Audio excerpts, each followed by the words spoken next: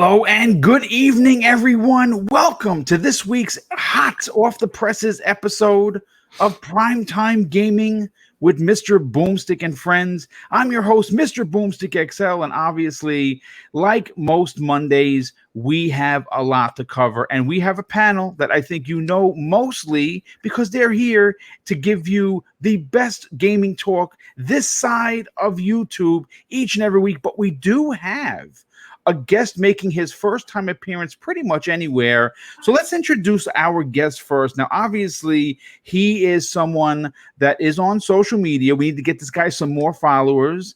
He is pretty vocal, I would imagine, based on the conversations that we've had. But again, making his first appearance on a podcast, something that we all did at some time or another, and we're all still here to talk about it. Please welcome Cotton. What's going on, dude? What's going on, man? Thanks for having me. Excited to talk some gaming for once. Been following you and your shows for the past year almost, so it's cool to be on the other side of it. Well, it's great to have you on. I know that we've been talking privately, through a DM for a while, but trying to kind of just get those schedules finally together. And here we are we get you on the show that you've been wanting to get on, and hopefully you're going to have an amazing time. Let's get into the rest of the regular panel of superstars that we have on here. We're going to start with one of my favorites. You know him as our inside source to everything GameStop. He is known throughout this community as not only being a good guy, but a knowledgeable guy, but someone that will put you in your place when necessary. Please welcome Gaming Forte. Man, I've been doing that a lot lately. You certainly have. I've been, man, all these different shows have been on, man. It just seems like a lot of people just want to have their crazy opinion. Like, look, there's nothing wrong with you having an opinion. Just make sure your opinion actually is based in facts and education. That's all I care about. But yes. Man, I missed you guys the last 2 weeks, man. It's been a hole in my heart because I haven't been here, but I'm here and I'm happy to be a part of this show with you guys as always. So let's get this going. Well, it's great to have you on as always. We did in fact miss you, but you know what? You're back, and obviously you are well, and so is your family, and that is what matters. Absolutely. Next up, we know someone that knows a thing or two about multiplayer. In fact, he was just playing Warzone before he got on the air, and someone that doesn't like for when I say he'll snipe you or basically murder you if you try to challenge him. Please welcome Tempest Son. What's up, Boom? It's good to be here. I've been living that Final Fantasy VII life. I'm about 20 hours in, so yeah, it's been fun. Tell you what. Yeah, we might shoot from the hip on the topic that we were talking about pre-game, and maybe get the the temperature of the room, and maybe we'll skip out on another smaller topic. We'll see how the show certainly goes. But next up, last and no way least, our resident Cape Crusader who has a keen eye on what Ben Reeves will be doing with the new movie called The Batman. Hopefully it is to his liking. Hey man, welcome to the show, Cybernox. What's going on, everybody? What's going on, chat? It's another Monday. It's great to be here. Great to have Forte back. My brother's all here in Primetime Gaming, welcoming Cotton to the show. And yeah, let's start talking some games, gentlemen. You know what? We're going to start with something that has been making the rounds in the gaming news, but not a lot of podcasts are talking about it. So I figured, well, what the hell? Why not be one of the first to kind of really drag or I should say hammer this nail home? Microsoft just announced that Xbox Game Pass will be launching into both Japan and Korea.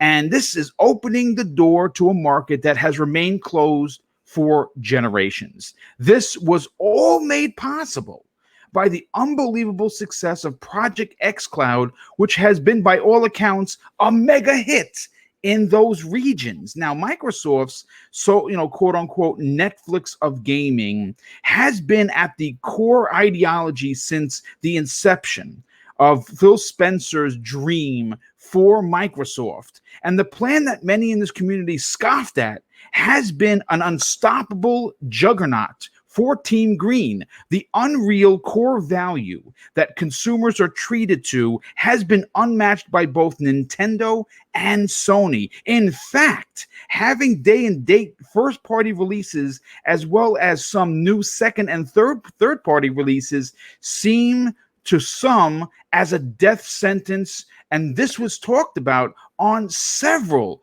gaming media websites as well as some YouTube content creation community, which of course, because I'm a gentleman, I will not name. Now, obviously, they were wrong. In fact, I would dare say they were embarrassingly wrong. Well, thanks to the very successful beta of Project xCloud in the Asian markets for both Japan and Korea, Xbox Game Pass is making its way to that region, and it seems like basically their peanut butter and chocolate are going to make a tasty meal for Microsoft. Now, in a story that I pulled from gamingbolt.com, this is what they had to say on the matter. We've known for a while that Microsoft was planning to expand Game Pass to Asia, and now we know that will come exactly 1 week from today. In a special video from Xbox head Phil Spencer, he officially announced that the service will be coming to Japan and Korea on the 14th of this month, which obviously is tomorrow. Now, Asia has traditionally been the weakest market for Microsoft, so it's likely that they hope that this will bring some new attention to a low barrier of entry. It seems that the PC version of Xbox Game Pass will also be bundled in with select PCs from certain brands such as Lenovo and Asus to continue trying to get into a new foothold into that region. Now, here's the thing. And I want to go immediately to the panel. And of course, I will be addressing the chat as well as we already crossed 150 people watching. We're only 7 minutes into it. This is, I have to, before I even go any further, I want to thank everybody from the bottom of my heart because, 2 years ago, when I decided to try my luck at doing a live show, I had absolutely no skills whatsoever in writing shows. I had no idea I was going to have an audience that wanted to hear anything I have to say. So I'm actually 49 subs away from 4,000. And considering that my first video was in 2017, that's a big deal for me. The channel is small, but it is growing. And the amount of love and support that I've gotten from you guys and gals, I have to say, has been nothing short of humbling and breathtaking. So thank you so much for being here. But let's continue with the gaming talk, which is why everyone is here. Now, Phil Spencer's vision is becoming more and more clear. And it appears, gentlemen, that Microsoft's plans for the Xbox brand are now making much more sense than ever. In fact, the Xbox Game Pass / Project xCloud 1-2 punch is or should be at least a surefire hashtag win for the company, who have actually failed in those regions horribly over the last course of the several, you look back to the Xbox didn't do terrible. The Xbox 360, not so much. And of course, we saw what happened with the Xbox One. So now that we are seeing, this take shape, now Phil Spencer's whole ideology of where he wanted to take this company outside of Europe, outside of Mexico, outside of the United States, where traditionally that, Microsoft does well in those regions. So Cotton, because you're the guest, I want to go to you first on this. What are your thoughts on Phil Spencer's dream of turning this ginormous ship called Xbox around and really taking a foothold, or at least making it seem as if they're going to have some sort of presence in these Asian markets? I think it's huge, honestly. I know a lot of people, I don't know who and who hasn't got into the xCloud beta, but I've been in it for a while now and I love it. I know a lot of people don't really necessarily want to game from their tablets or their phones, but for me at work, whenever have downtime at work, I love just being able to turn it on and get into the game. I think it's huge over there. I know they love to do mobile gaming in those regions, so I think it's genius, and getting more into that region is what they need to do. So, one of the things I want to just ask you, for you personally, because you've been using it, I mean, is it easy for you to jump in and out of games with pretty much no problem? For the most part, yes. When I'm on my data, it works. A lot of Wi-Fi, it doesn't work. Doesn't work well, at least, just because when I'm at work, their Wi-Fi is not great. But on my data, it works fine, and I don't even have 5G. Most of the time, I do the console streaming just because I like to get into any game. But yeah, that's an awesome feature. xCloud as well. Like, they have a lot of titles on there. When they added Destiny on there, I was playing the Batman Telltale series through there, and it works really smoothly. I don't know about attaching it to my controller with the clip. I have one. It is a bit heavy, so I kind of normally just prop my phone up wherever and sit and play, but I love it. I take advantage of it. I was dying to get into the beta, and when I did, I used it every day at work for the most part on my lunch break. So nice. Well, Razer is making a device that is going to be exclusive for the xCloud use. And I'm looking forward to seeing what the final version of that's going to look like. Hopefully it's kind of like something you could just stretch apart and kind of, put around whatever phone you have, and boom, there you go. You have basically a Switch Xbox, using your phone. So that's really interesting. I'm glad that you've actually been using it, because that actually, I didn't even realize that we were going to have you on the show and this was going to be a topic. So this actually worked out really good that you got to, tell the people about your experience. I want to go to Tempest Sun next, because Tempest, you and I have been talking about the potential for Microsoft's invasion, if you will, into a region or two regions with the plural that notoriously has not been well for them. And both in Asia, both in Japan and of course in Korea, that markets, or those markets, I should say, have completely, I don't want to say abandoned the console market, but I want to say that the console market has very little foothold in those regions. They're mostly mobile gamers. They're playing in cafes. They're playing on their tablets. They're playing on their phones. And for $15 a month, you are going to have Ultimate Game Pass, which gives you the fact that you're going to be secure with gold. You're going to have the ability to have over 200 plus games, and the cost of entry is peanuts. Now, where we're going to kind of dig into the weeds here, and this is where I really want to get your opinion on this, is because there are two games. Because you're such a you're such an online player. For Japan, I think the winning ticket is getting that Phantasy Star Online 2. Yeah, that's exclusive for 14 months. That's a big deal. And on the other side of it, in Korea, they have what the hell's the other one? Crossfire X. Now, Crossfire X has been and still is one of the largest played Call of Duty type games in that region. The fact that Microsoft not only got one, but got both of those games, and they're gonna be able to go into these regions. And I would not be remotely surprised that when Phantasy Star Online launches fully, it's going into Game Pass in that region, because it's going to attract the Japanese gamer. And of course, when Crossfire X officially launches with that single-player campaign that it's never had before, that's going to go into Game Pass in that part of the world to attract more people to play it. Is this an ingenious move by Phil Spencer? And does this say that all of those trips to the Asian regions, about a dozen of them that we know, were worth its weight in gold?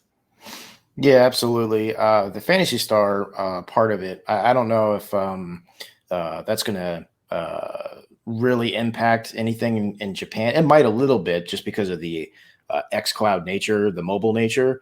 But I'm pretty sure like it's on Vita. It's on, the only thing it's not on over there is, well, Xbox and the Switch. So it's on just pretty much everything else. But now, it being like a higher fidelity, stuff like that, being on whatever device you want it on. That's the other thing too. It's not just mobile. It's however you deem mobile. It can be on, tablet, phone, whatever. Excuse me.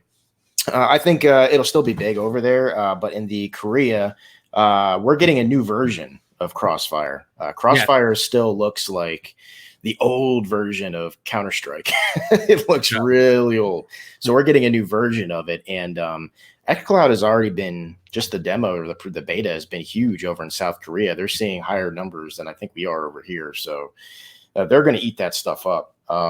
So it's a huge step for them, being able to attack any market they want to without having to buy the $500 or $300 box is massive. And if their infrastructure is good enough, which I'm hearing it is, I still haven't gotten my invite. I can't draw it myself, but I hear that it's almost 1-to-1. Like it's extremely snappy. I mean, Cotton just said it. It works fine for him. It's like you're playing the game. What I think they need to do is the clip with the controller.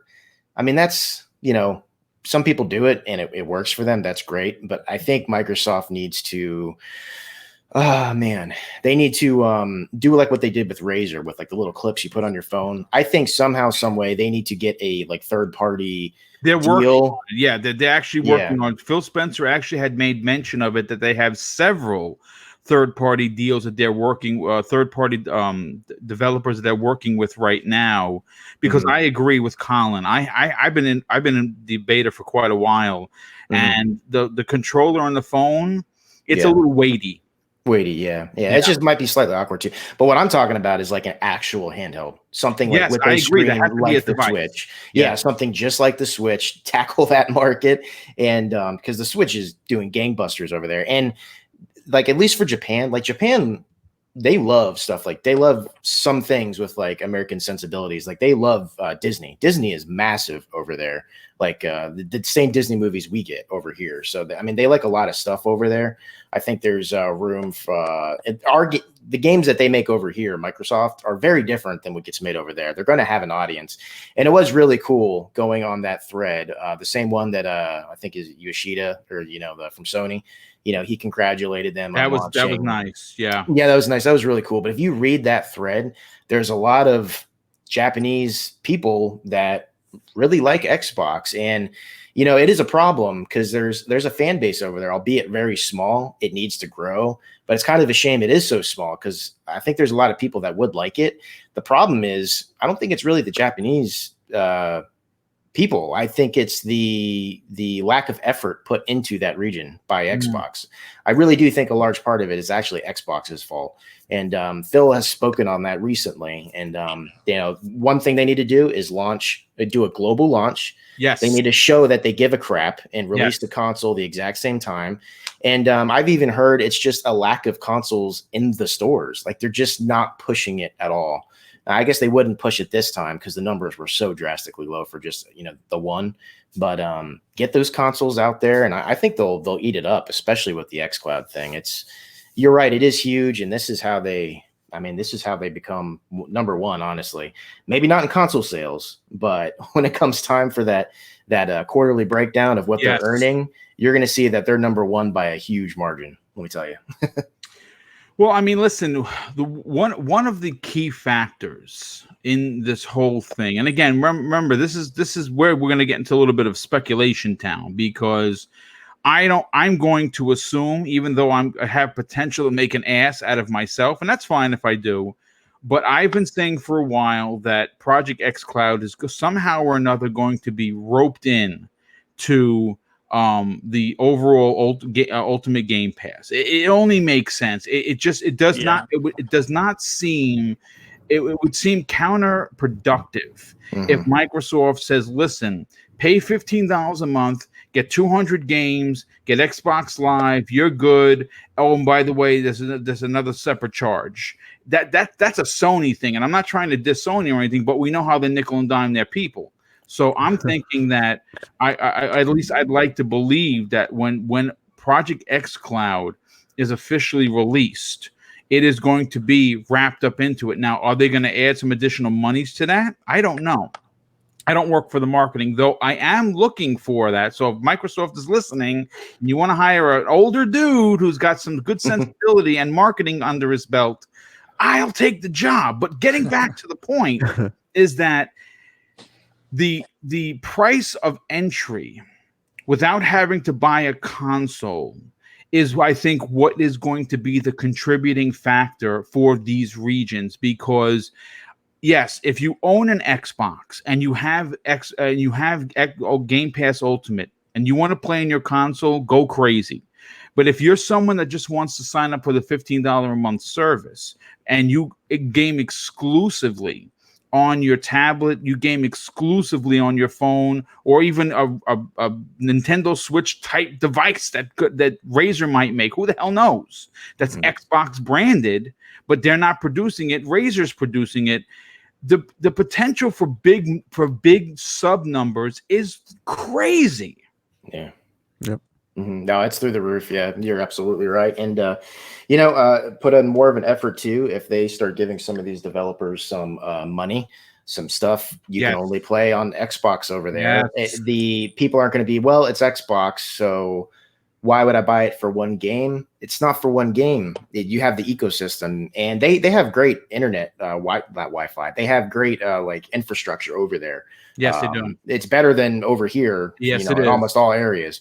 So it's just going to be great over there. So there's no barrier of entry. It's just $15 a month. And the thing is too, if Xbox is fronting the bill, they don't have to buy the game either. It's going to be day and date on Game Pass. How cool is that? So for anybody all over the world, almost any scenario you want to play a game, you need a mobile device at least, which is not a tall order because everybody has one, and $15. $15 will get you any first party and or maybe third party game that Microsoft is fronting the bill.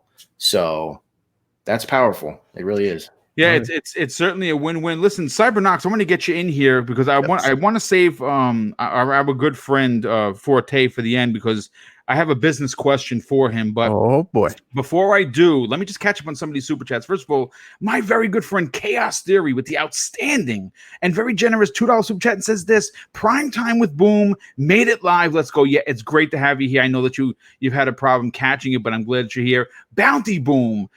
First of all, welcome to the show, my brother. He drops a very generous $2 super chat and says this: it's all good. It's all good. Love the show. Well, thank you, dude, for the compliment. Trust me, I love hearing that. As great as the super chats are, and they're fantastic, and they're overly generous. It's hearing the people that leave the comments like that. It really does kind of drive that theory home that people are listening and enjoying. So thank you for the compliment. But Cybernox, we talked a lot for the opening part of the show about Microsoft traditionally failing in these regions. And you know what? I never really put one and one together until Tempest Sun said it out loud. And, it's funny because sometimes the core failure of a company doesn't necessarily mean the product is bad. It just might mean that the marketing wasn't where it needed to be. And we know that Microsoft in the past has had issues, in past with their advertising. And again, to quote Phil Spencer, when he did that interview during Unlocked, he said it, but he didn't say who, though they had a difficult time with certain executives that are no longer there. And we understand that they weren't doing their jobs. Good old Donnie D, we know what he's about, and we know Donnie D, and we know who the human Roblox is, right? We know who he is, and he was literally was nearly responsible for killing the Xbox brand. But thankfully, those two jokers are gone, and we have people in the proper positions. But my point to you and my question more so is, with all of the trips that Phil Spencer that we know about, because there are a lot that we don't. There were some that we didn't know he went to Asia, and there were some that were very open and out there that he was in those regions, handshaking and making deals. How big would this be for the Microsoft brand should they become successful in that region of the world? Man, it'd be amazing, especially since Xbox hasn't had the success that they traditionally want, especially in that part of the world. xCloud, I think it's the Trojan horse that's gonna make that happen. It's just something. It's just a feature or a service that allows so many people to get into the ecosystem that you can't deny the value of it. You can't deny the quality that it's giving to the consumers. I've been on the beta for a little while now too, and I've got to say it works great for me. I have the same problem as Cotton. If I'm at work and I use the work Wi-Fi, it's terrible. But like in my house, or if I use my data, it's fine. I don't know what they're doing. But there's another thing too, like in Japan, Asia, traditionally those markets, the mobile devices traditionally do very well there. Mobile gaming, the Nintendo Switch always blows up there. So introducing xCloud, a service where you already have your own device to them, I think it's going to be a game changer, and people are going to actually give Xbox a shot. Phil Spencer, on some of these interviews that he's given, it hurts him so bad when some of these Japanese games come out, and they're coming out on every other platform except Xbox. It's just like it just kills them. So I think introducing xCloud, showing everybody the potential of what Xbox can be, that ecosystem can be. And another, I think it's gonna, do tremendous for the Xbox brand over there in Asia. But I think they've been the xCloud beta has been in Korea now since September, right? The beta. Yes. Yeah, and it's been doing great over there, especially because their internet infrastructure there is way better than ours, like a lot better. So people have actually, come to see exactly what the service can offer. And a lot of if you just think beyond that, if you think worldwide, and you keep, people often go back to what Phil Spencer keeps saying about, oh, we want to reach this, 2 billion, 1 billion, gamers out there.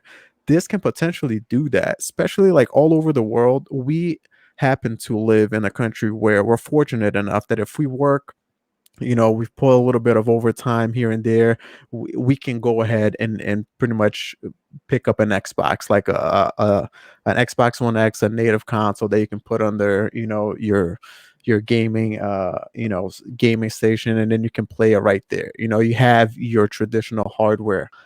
There's a lot of people that is not as fortunate as us, and the only thing that they may have is a tablet, a phone, That's correct. something Great like point. that. Great point. The conversion rates from here in currency, it's not the same. Right now, like let's say if you look in Brazil, Xbox One X there is 3,500 reais, which is the Brazilian currency, which equals to $700. Right? Yikes. Yeah, seven. Jeez. But for them to make that much money takes them forever. It doesn't take them as it would take us. It's Yeah, not they may 101. have to work a They may month, have maybe a month and a the half to month. make that. Yeah. No, boom. They might have to Probably work like longer. a year. Like Yikes. it is tough, man. So this introduces the Xbox, the vision that Xbox has, and it opened up so many doors where if people instead, okay, I can play these games that before I couldn't, I would need a console. Now I can play them on my phone, on a tablet for $15 a month. Man, it's gonna be a game changer, and I think Phil's doing the right thing. He's taking so many trips to Japan, and he's doing everything right, man. They're killing it right now, and I think the service is just the next step to bring an Xbox over there. That's a great point. And actually, I'm glad of the way that you worded it, because you talked about affordability. And this is where I'm going to bring our professional into the conversation. Gaming forte. The reason why I saved you for last is because when you look at the value that comes with the with Game Pass or Game Pass Ultimate, you're getting 200 plus games. You're getting first party games day and date, and all of these AAA and quadruple A bangers that are coming, that you're going to get the Forzas, the Forza Horizon, the Forza Motorsport, Halo Infinite, Fable, the Ninja Theory's 18 games they have in development, Right. Everwild, you name it. I mean, the list just goes on and on what they're making. And those games, even if they cost them $50 million to make, like a big budgeted movie, those are going in there day and date. Somehow or another, they figured out the numbers that they can do this. So Cybernox brought up other countries and how difficult it is to get into the console market. And somehow it works into the question that I'm going to pose for you. Now, one of the biggest complaints and one of the ideologies that people used for some Japanese games like the Persona 5s, like the Neo 2s, not getting on the Xbox brand is because these developers in these Asian regions, the consoles aren't there, right, to be sold so their games could be purchased. But now, with the ability to open up this window of $15 a month and Microsoft to make deals, backdoor deals, marketing deals, not just with what goes on here in America and the States, but in these other countries that maybe Game Pass will get Neo 2 there, we won't get it here, but more people are getting eyes on this game. This is a fantastic strategy, but more so, it opens the door for people who aren't in the position, like Cybernox was saying, to afford gaming. This gives you a reasonable way into gaming that's never been done before. For someone that sells consoles on a daily basis, how big of a deal will this be for Microsoft in this Asian market? Well, the moment that Phil Spencer tweeted that he was over in China and over in Japan and over in Asia, and he was playing Destiny 2 and streaming it on xCloud while he was over there doing business trips, I was like, all right, that's a clever move right there, Mr. Spencer. You over there in Japan, talking about you playing Destiny 2, a game that's not even available in the service. And I'm like, oh, this sucks. But overall, I think when he did that, the first thing that popped in my head, it was like, wow, are they what kind of, was a lot of theories back then about them being with Sega and what was they doing with Sega. Come to find out, Phantasy Star and all this other stuff was starting to come. So a lot of people were just wondering, like, okay, so what is Microsoft doing? And the one thing that people really didn't want to talk about was the whole thing with xCloud and how that was going to be very instrumental to that service over there. Back then, everybody thought like xCloud's like, man, we don't even know what's going to work. We think, at that time we saw Google's and we said Google's probably going to end up being this and being that, but we didn't see the practical use of xCloud until later on. And the one thing that I take the most from that is the Asian market is a shrinking market when it comes to console sales. The biggest thing that's going to be the boom over there is portable. That's why the Nintendo Switch does really well still over in those type of areas, because it's completely portable. So Xbox is like, in line with the partnerships that we have with Nintendo for some of their first party games that are going to be on the Switch, what's another way we can enter that market without having the console be a benefactor of that? Hint, like you said, Asia is one of the biggest markets when it comes to cell phone markets, because they got the most people, and that gives you probably it like what's they just said. Half of that billion or 2 billion is sitting over there in just those 2-3 continents. Yes. So that's just going to open up a whole nother plethora of people that could be in your ecosystem.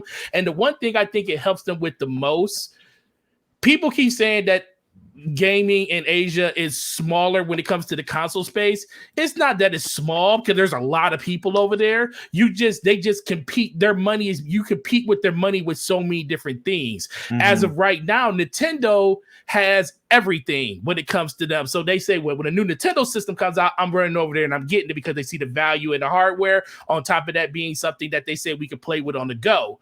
But guess what?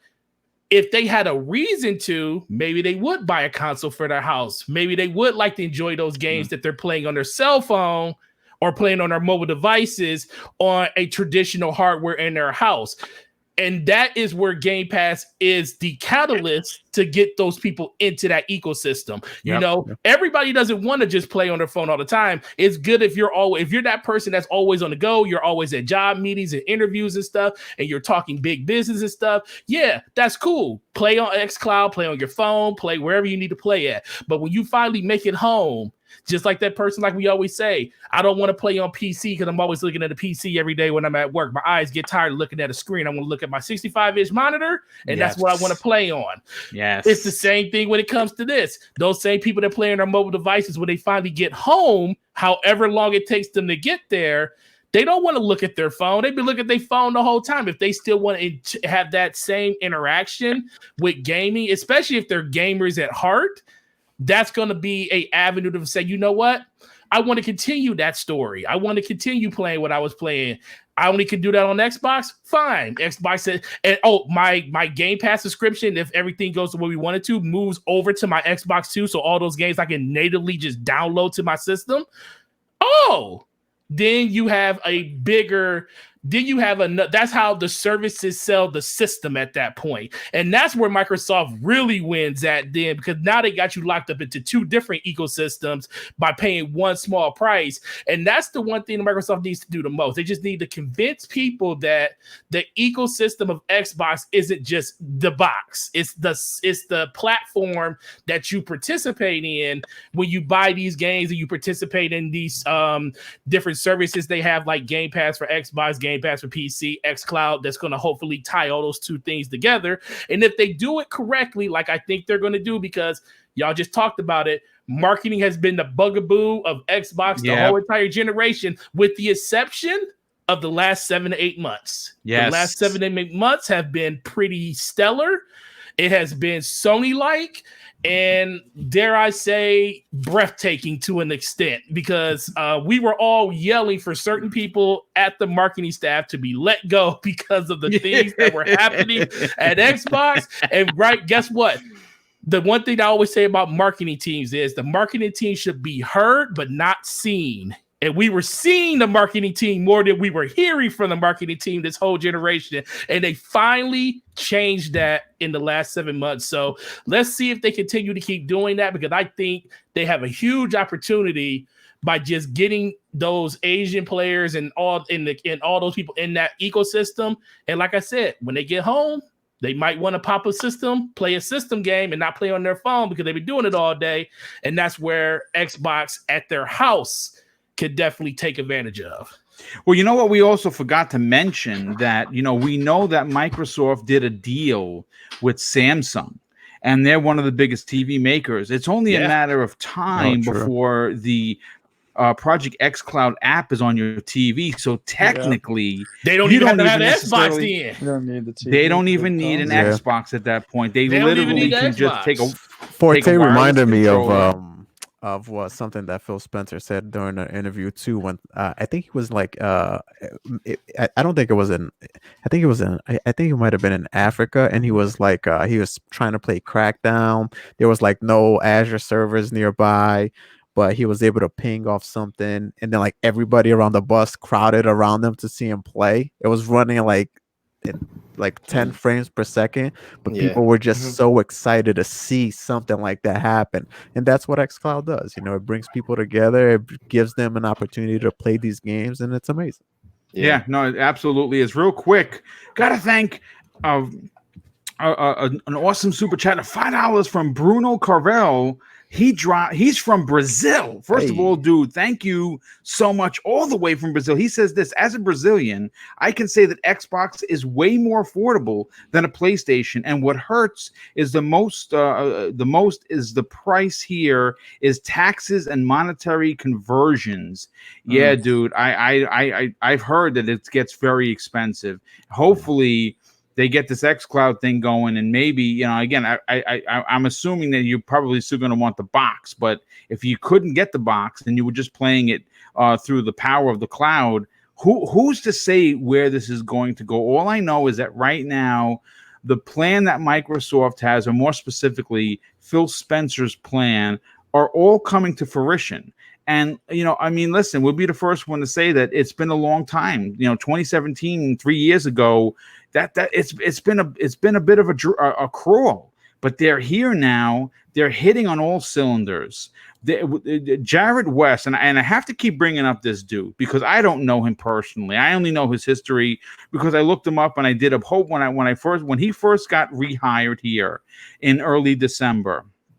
If you don't know who Jared West is, he was the marketing genius behind the aggressive behavior that we saw with Microsoft during the Xbox 360 days. All those marketing deals, all of that aggressive marketing where you saw basically Xbox 360 everywhere, the same way you see Sony.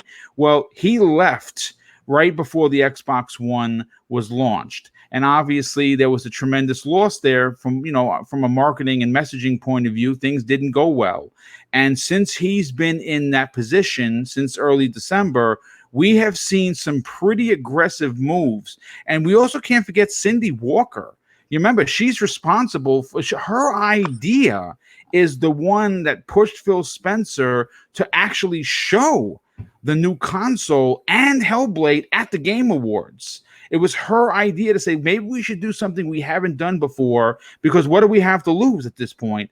And they did it. And guess what? December 12th, 2019, it's been all Xbox. Sure. Sony has had a few flashes in the pan, the controller being one of them. But look, what did Microsoft do right after that? Xbox tweeted, "Hey, here's a GIF of our controller." Literally right after they put theirs out there. I mean, this is, again, a very aggressive Microsoft that we've never seen before. I don't want to go too much off kilter. I want to say that this has been a great way to open up the show as we close in on 300 people live on tonight's show, which is amazing. So let's get to the next one. Now, this one's an originally written topic. I sat, pondering, what could we talk about keeping the Xbox train going? And I started seeing people talk about the initiative, different hires over the last, 18 months. And again, in a topic that people have talked about it in passing, no one's ever really broke down who has joined the initiative. So I took the time and I went and I pulled out 15 names, did a whole bunch of LinkedIn checks, see where they were, what they did before, where are they now, why did they leave, who are they with, what talent they bring with them. So that's going to be what we're going to talk about. Microsoft's The Initiative, I think it's safe to say, is probably one of the most stacked teams with talent. And based on the outstanding group of developers that this new quadruple-A, mind you, studio has under their leadership, it is incredible. And mind you, this is a new studio, and from its inception in 2018, when it was announced at E3, has been making waves. Now, from what we know, this incredibly talented team will be developing many new and old IPs for the Xbox platform for years to come. So let's break down who is going to be responsible for bringing us these incredible experiences. Now, first of all, is Brian Westergaard. Now, that's a name that you should know. He was the lead producer and senior managing producer at Sony Santa Monica, responsible for God of War. Having him on this team as a lead is a big deal. Then you have Annie Lohr, who's the vice president of recruiting, coming on board following her time with both Riot Games and Respawn Entertainment. And then you have Blake Fisher, Senior Director of Portfolio Planning, which also covers world and narrative design. And you have Lindsay McQueenie joining as the HR and Culture Manager after her time spent at Crystal Dynamics and Google. And then you have Kristen Cantamessa, held an extremely important position at Rockstar, where she was the writer and designer for Red Dead Redemption. So now we come up to this trio of amazing talent. From their first hire, they were some of the first hires at the initiative. You have Ian Miller, Ray Yermans, and Kai Zhang, all of whom are responsible for the level design of 2018's masterpiece known as God of War for Sony Santa Monica. And then you have Robert Ryan as a senior system designer for the studio. And he formerly worked at Naughty Dog from 2011 through 2017, where he was a lead game designer for Uncharted 3, Drake's Deception, The Last of Us, Uncharted 4, A Thief's End, and the upcoming Last of Us 2. He left that team to come work at the initiative. There's something going on here, folks. And then, of course, you have, last but certainly not least, The technical director, William Archibald, who worked at 343 Industries as a lead multiplayer engineer and worked at Riot Games as the engineering manager. Now, listen, I'm going to be honest with you. I cut this list off, and I could have added at least another 20 big names, all from Rocksteady, from Rockstar, from Crystal Dynamics. You name it, they have had people come over in droves. Now, obviously, we don't know what they're working on, but I can assure you that it's going to be quadruple A. Now, the reason why I didn't even actually have like, hey, panel, this is the question I'm going to read for you, is because I actually want to just do this shoot from the hip. And you know what? I want to start with Cotton. See, Cotton, you're a big Xbox fan. We talked about this in the DM, and you feel more comfortable about talking about Xbox. So that's what we're going to do. And that's why I'm bringing you in right away. When you hear the list of talent that has been enveloped into this studio, my question to you is simple. What kind of experiences are you expecting this team? And do you think that at this point they're working on multiple projects? Yeah, I definitely think they're working on multiple projects. I mean, they have a huge budget from what I've heard and read. But I mean, it's just exciting because I don't know, even PlayStation fans should be excited with all the talent coming from working on God of War, and you got people who worked on Red Dead. I think we're gonna get an awesome single player experience. I hope it's gonna be. I love co-op, so I hope it's gonna have some co-op in it. But I don't know, man. It's a lot of talent. Talent attracts talent, and I think it's only up from here with them. They know people want more single player IP and more action adventure stuff. That's what they get a lot of criticism from, not having those God of Wars, those Last of Us type games, more grit. So I think that's what we should expect. Hopefully, I'd like to see maybe something like Perfect Dark with a single player focus on it. Just try to stay away from the multiplayer a little bit and just get an awesome shooter adventure type story. But I mean, I think they could do anything with that much talent, really. Well, I'm going to say this. Look, there are some people in the chat. I'm not going to call anybody out that come to this show or come to most of my shows and seem to be a bit of a rebel rouser. Now, we do have someone in the chat. His name is Lethal Popper. He's called the sheriff for a reason. So again, everyone's opinion counts. Lethal Popper and I talk all the time on how I would feel it's okay for him to handle being the bouncer of the chat. And I want you to know that he has my full authority to kick anybody out. And we discussed this, folks. So understand that if you're coming here to be a dick, just stop. Come hang out, talk video games. If you're a Sony guy or a gal, guess what? You are welcome here. Everyone is welcome here. But you don't have to be a D-bag about it. You can come here, give your opinion, and you don't have to be a jerk. So if you're going to be a jerk, understand that when you get bounced and you're crying to me on Twitter through a DM saying, "Hey, how come I got bounced?" Well, you're going to know the reason, because we don't do it for offhand, just for anybody. Now, getting back to the topic at hand, I'll say this.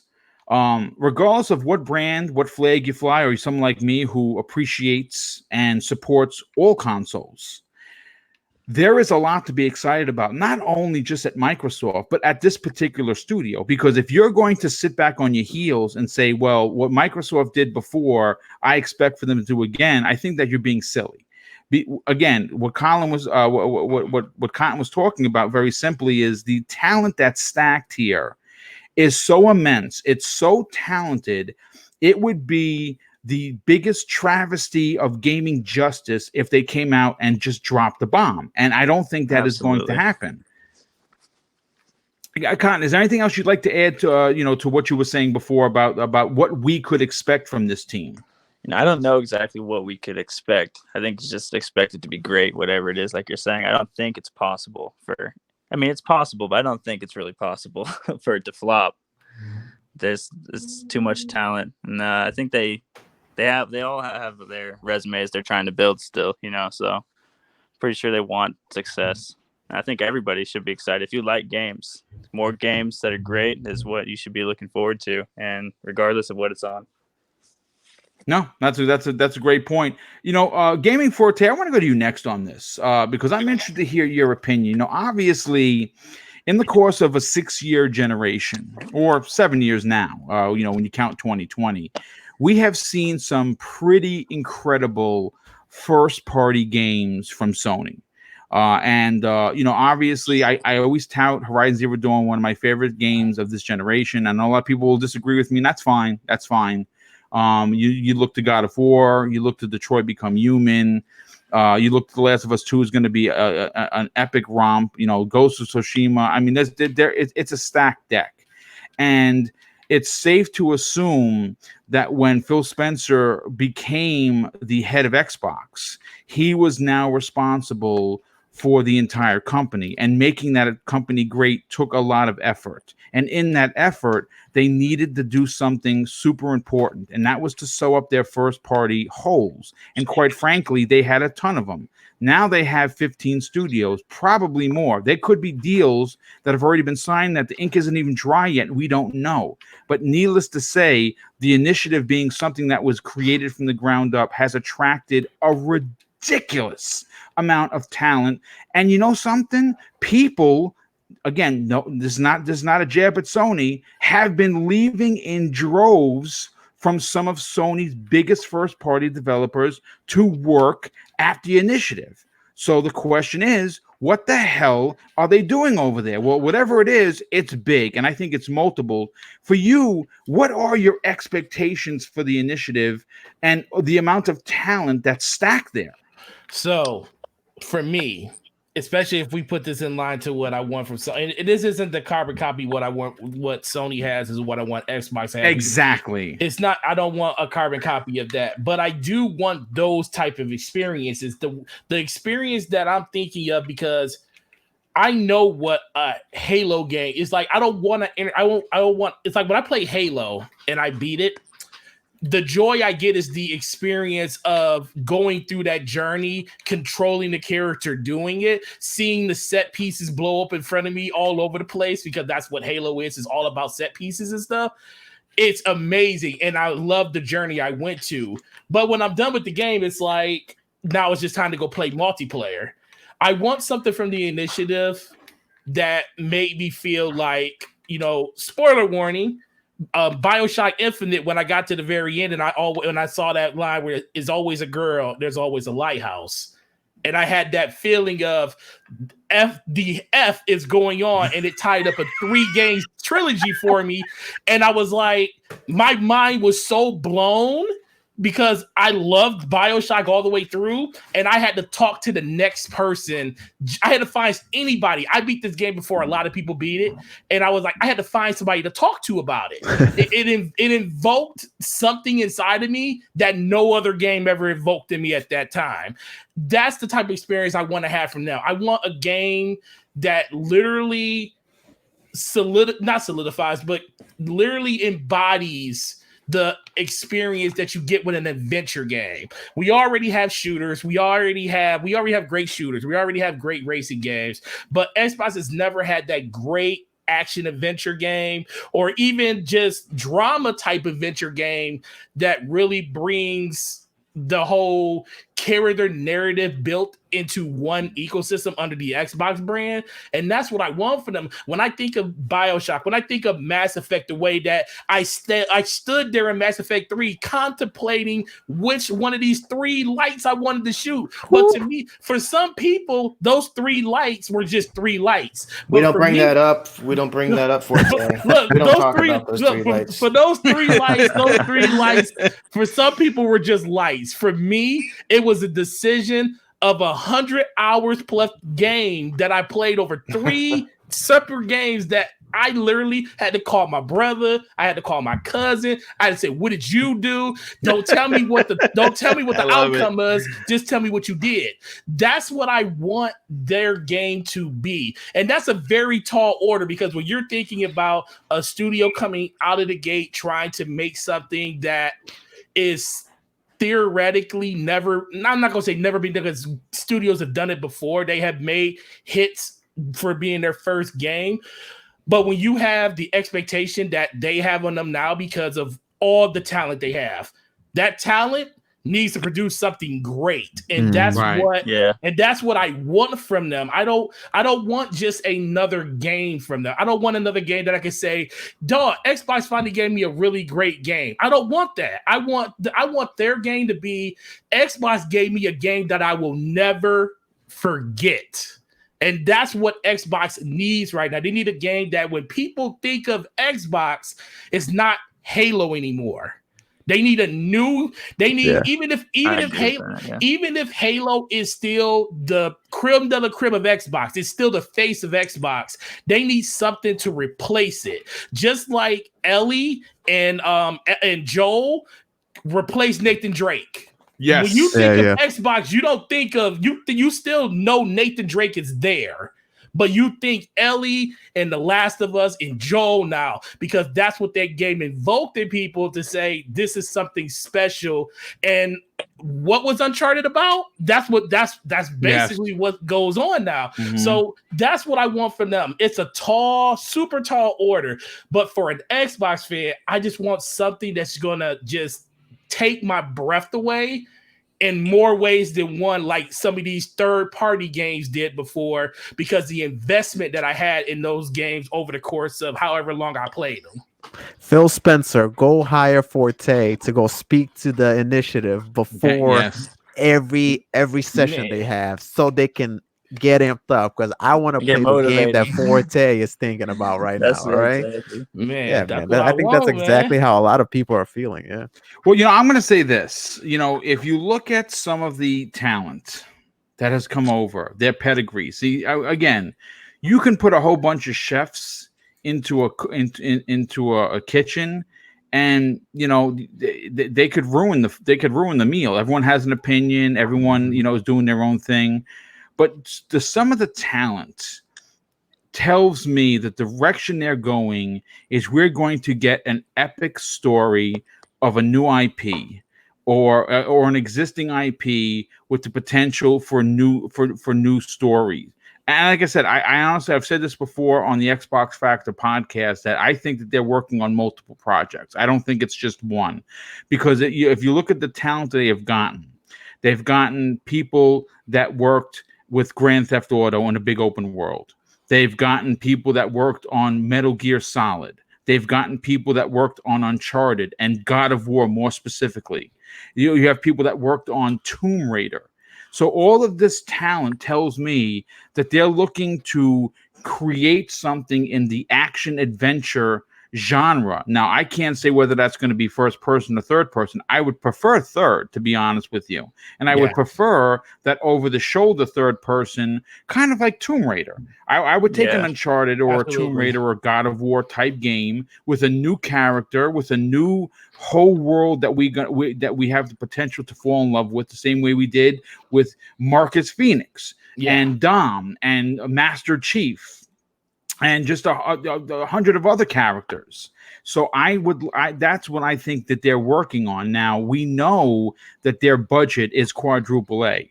And we know that they have the talent to make a game or games that are going to take our breath away. Now, are they working on a new Perfect Dark? Well, shit, I don't know. But I can tell you that if they are, it is going to be a Perfect Dark unlike anything we've ever seen. And quite frankly, they might be striking the iron while it's hot, because this entire generation, one of the biggest missing genres has been that Splinter Cell-esque type of game. Don't say that name, Boom. It hurts me. No, I know. Listen, I picked it was going to be at E3 4 years in a row, and I was wrong 4 years.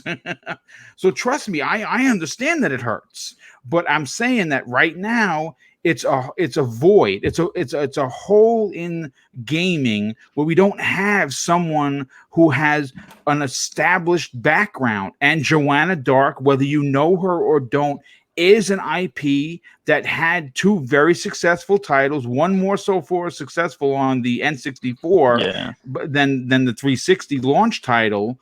But at the same time, it would be a retelling of who she is. And if they could give her the same the same quadruple or triple A treatment that they did for someone like Aloy, for instance, for Horizon Zero Dawn, right? Even though, again, that's a new IP, and that was done, again, I always talk about it because it's one of my favorite games this generation, but if they could take Joanna Dark and give her the same polish that you see in most of PlayStation's first party games and tell a new story or an origin story that completely scraps the original, you're going to have something special. And that's going to be a character that people are going to get behind. Mm-hmm. You know what? Let me get Tempest Sun in here. Tempest, I want to get your opinion on this because, you know, obviously we keep talking about quadruple A. We keep talking about budget. We keep talking about the people that have joined the initiative. But I want to know your opinion for a game or games that they're making. What do you actually yourself want to see them? What kind of game do you want to see them bring to the table? It was E3 2018. Phil Spencer had an interview after they announced the initiative. He was talking to Daryl. Is it Daryl Gallagher? Daryl Gallagher, yeah. Was talking to him, and he said, "This is what we have. Are you interested?" And what is Daryl Gallagher mostly known for? It was Tomb Raider. It was taking Lara Croft, turn her into something completely different. Some of the old guard of the Tomb Raider, franchise don't like the new Lara Croft. They think she's too timid, whatever. I think Lara Croft was a freaking hero in that first game, man. Yes. The situation they were throwing in. Yeah, the first one's, I mean, gameplay wise, yeah, the others are, better.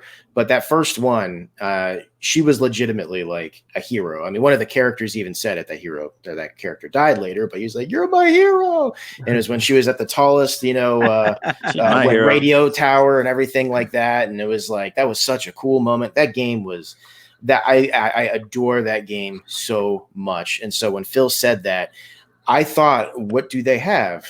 And I know of Joanna Dark. Played both their games. I loved both their games, even the second one. And it'd be perfect. I thought that's what they were making all along. And then the recent rumors and the speculation, all that stuff. I honestly do think it's Perfect Dark, and I'm extremely happy about it. I fully expect it to be in the vein of what they did with Tomb Raider, because why wouldn't you? Yeah. You brought the guy in who took that series and made it something it's never been, and it's an amazing series. So why would you not do that? And then just looking at all the extra talent they have, you have people from Rocksteady that worked on, not Rocksteady. Rocksteady as well. Rocksteady as well. Arkham, okay. Yeah. Well, it's gotta be a good game now, baby. Yeah, I know. Right. Yeah, but I meant to say Rockstar. Yeah. And just talent from there. I mean, they could really do anything. What I would like to see is a couple not biomes, but a couple areas, maybe something in like Metal Gear Solid 5. There was only 2 areas in that game, but bigger areas, and make a few of them. Make it like kind of semi-open world, and just make a ton of crap happen in each area, like huge story beats. Make it cinematic. You know what? Normally, I would say, if they want to make a multiplayer and they feel like it wouldn't be tacked on, if they feel like it could be like a real thing, I'd say go for it. But I honestly just want to see what the team's capable of first. And the way you do that is you make a killer single player experience. Give me that 20, 30 hour romp that's just going to kick my face in, just like Sony's, games, do that. But I actually want Perfect Dark. It's not just what I think they're doing. I actually really want that. So I want it third person as well. I want really, really tight shooting mechanics. That was the one gripe I had with the Tomb Raider games. Just didn't feel fantastic. So give it real tight mechanics. Throw some stealth in there, man. You are right. It's not just, I was just going to say, I was going to bring some about, Xbox's portfolio and how diverse it is. What they do is they fill in the gaps. Pretty soon, we're going to have a game of every single genre in the Xbox ecosystem. Yep. They are plugging holes that they have. One of the holes in not just their portfolio, but the entire gaming industry right now is the stealth genre. Excuse me, the Splinter Cell, esque games. Yep. And if you remember the one that just became back compat that looked phenomenal, most people gave it crap because it was more action oriented. Which one was that, Boom? The one where it had the quick kill mechanic for Splinter Cell. Oh, Was that it was Conviction? Conviction most or no? wanted, I think it was, or something Or like that. Convention. I Most think wanted, I like most wanted too. It was nice. yeah, that was good too. But Conviction, them putting a little bit more of an action spin on it, but still giving you plenty of Well, you could very attack it stealth. any way you wanted. If you wanted That to is stay true. stealthy, Yeah. you could. Yeah, that's true. Yeah. That game was phenomenal, and just doing that, and I'm also excited too because Joanna Dark had plenty of personality, especially in the second one, Yes. because it was fully voiced. She does have a lot of personality, so I just want to see where they take that. To be honest with you, if they do a great new character design, like look what they did with Lara Croft, but look what they just did with Jill Valentine and Yes. Claire Redfield. Yep. I mean, look at those two characters; they look phenomenal. They both have their own personalities, especially Jill. She's a hard ass, but so just give her a really good, solid personality, make her a bad A, and make it a really, really fun game. And just like Forte was talking about, she could be on that poster. You know, it's so cool in 2015. Xbox had these trailers of all their iconic characters.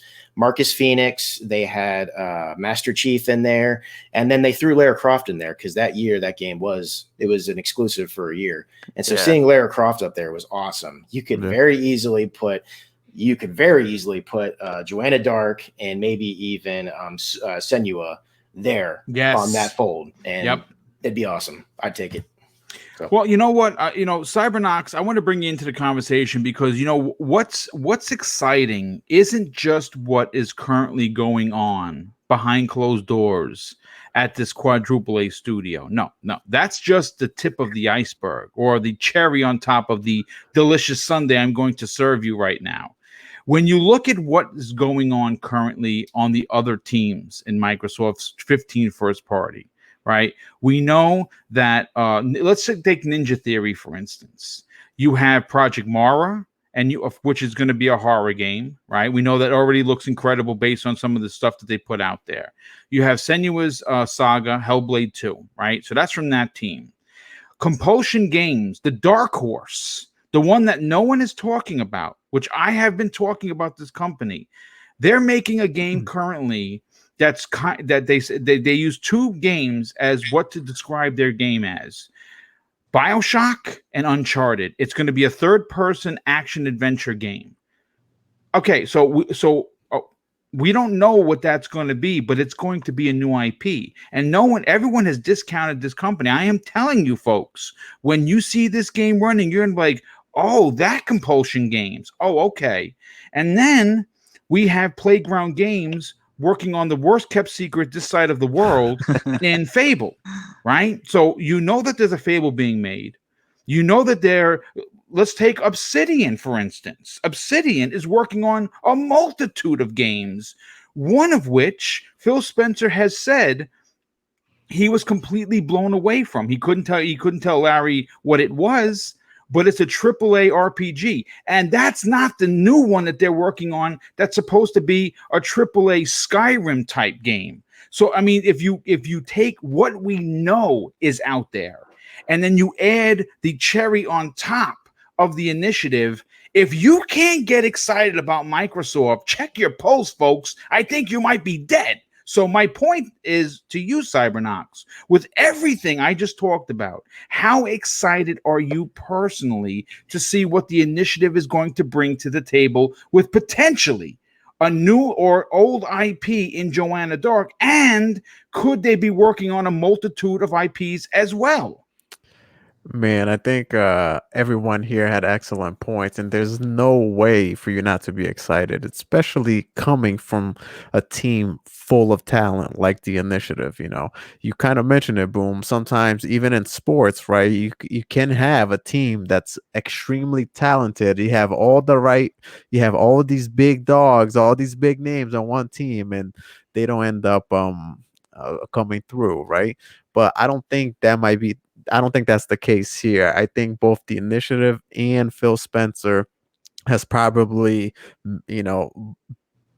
buried this in them, saying, "Hey, you know how important this game is. We have to come up with something special," and I think they're going to. I think a lot of people speculating that's going to be Perfect Dark. I think it makes sense for a company like that to, first let's try to get our feet wet first.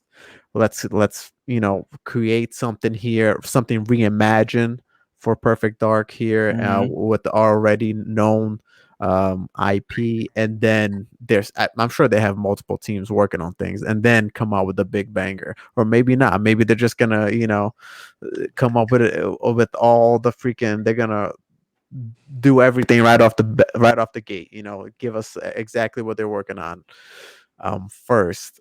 But yeah, man, I think Tempest hit the nail on the head when he said Xbox Game Studios, the main one of their main strengths is diversity. It's so diverse. You're gonna have so many, such a catalog of games that there's no way for you not to get excited. You're gonna have something that's it's gonna relate with you some way, somehow.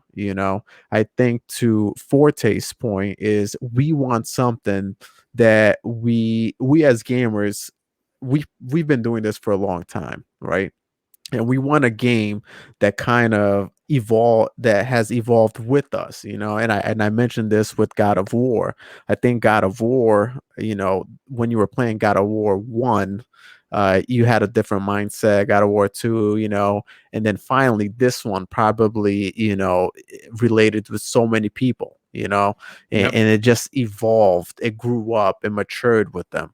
So I'm hoping for something special for the initiative. I can't wait for them to go ahead and show us exactly what they've been working on. If it is Perfect Dark, I will not be disappointed at all, just because we've been missing that stealth genre. Like, what happened? There is no games. Where is it? The Spy. Well, where? Well, it's nowhere. No more Splinter Cell. No more nothing. We need something. And then I think if they reimagine it correctly, they give it, that story, they give us that stealth game that we've been missing, for that mature game. Yeah, I think they're gonna knock it out of the park. It's gonna be fun. I'm looking. What I'd love to see is one of my, out of the trilogy for Tomb Raider, Rise of the Tomb Raider still is one of my favorites. Oh, mine too. Yeah. Graphically, it leaps and bounds. It's probably at the top. I mean, if you have to pick like 10 games for this entire generation that would leap off the page for me personally, that would be one of them. Where it is, I'm not sure, because I have The Division, I have Destiny in that list, I have Titanfall in that list, I have Uncharted 4. The list is pretty stout. But to think that they have talent, and a good portion of talent from that studio, of course, being Gallagher being the lead dog, now running the studio. It says a lot to what they want to do with this quadruple A studio. And I think that we are, whatever it is, it's going to be. And I saw some people in the chat like, oh God, please, I hope it's not Perfect Dark. And I understand there's a bit of a fear there, because you're like, oh man, it's an old IP. I kind of want a new IP. But is it really an old IP? Because how many people in this chat actually know who Joanna Dark is? Yeah, you know what I'm saying? How many people?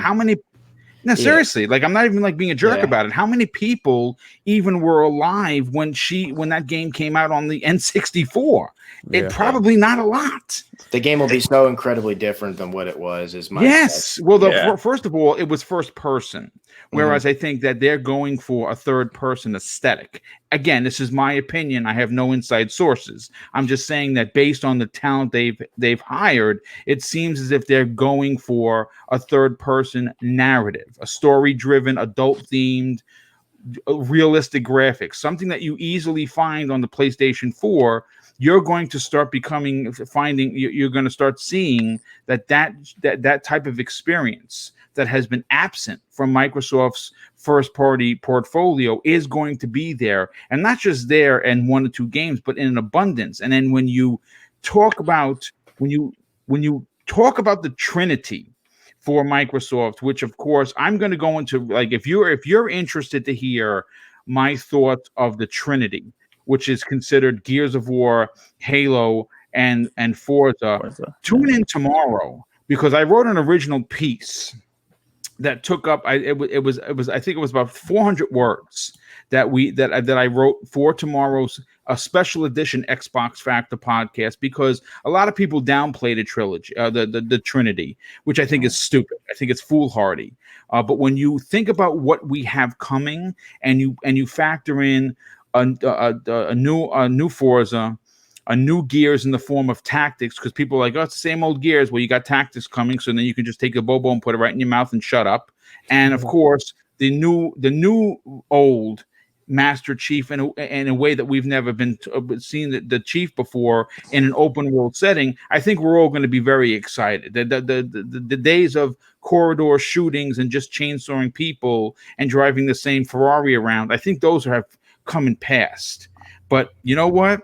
We've spent enough time on this particular topic. As we close into nearly 350 people watching, I want to move on to the next topic. And I'm going to start with Tempest Sun on this one, because I don't necessarily think that there are any bigger Resident Evil fans, not only on this particular panel, but in the chat, that me and Tempest. There might be, and I'm not going to challenge you on it. But if there's one thing that I think that we're all going to remember from this generation, it is the incredible resurgence of Capcom. And in my opinion, is the greatest story that's going to be told for this particular generation. Yeah. And when fall of 2020 comes and we close out this generation, and we start with the PS5s and the Xbox Series X and probably the Lockhart or Xbox Series S, we're going to look at what this company, who has been making games since the NES 8-bit era, right? Yeah. And I've told this story probably 100 times, and I'm going to say it one more time. In 2016, they were on the brink of bankruptcy. They were on the ropes, and they one of the greatest OG companies almost was snuffed out. And in 2017, they released Resident Evil 7. Right after that, they released Monster Hunter Worlds. From there, Devil May Cry 5. And next was Resident Evil 2 Remake, followed by 2019's unbelievable Resident Evil 3 Nemesis Remake.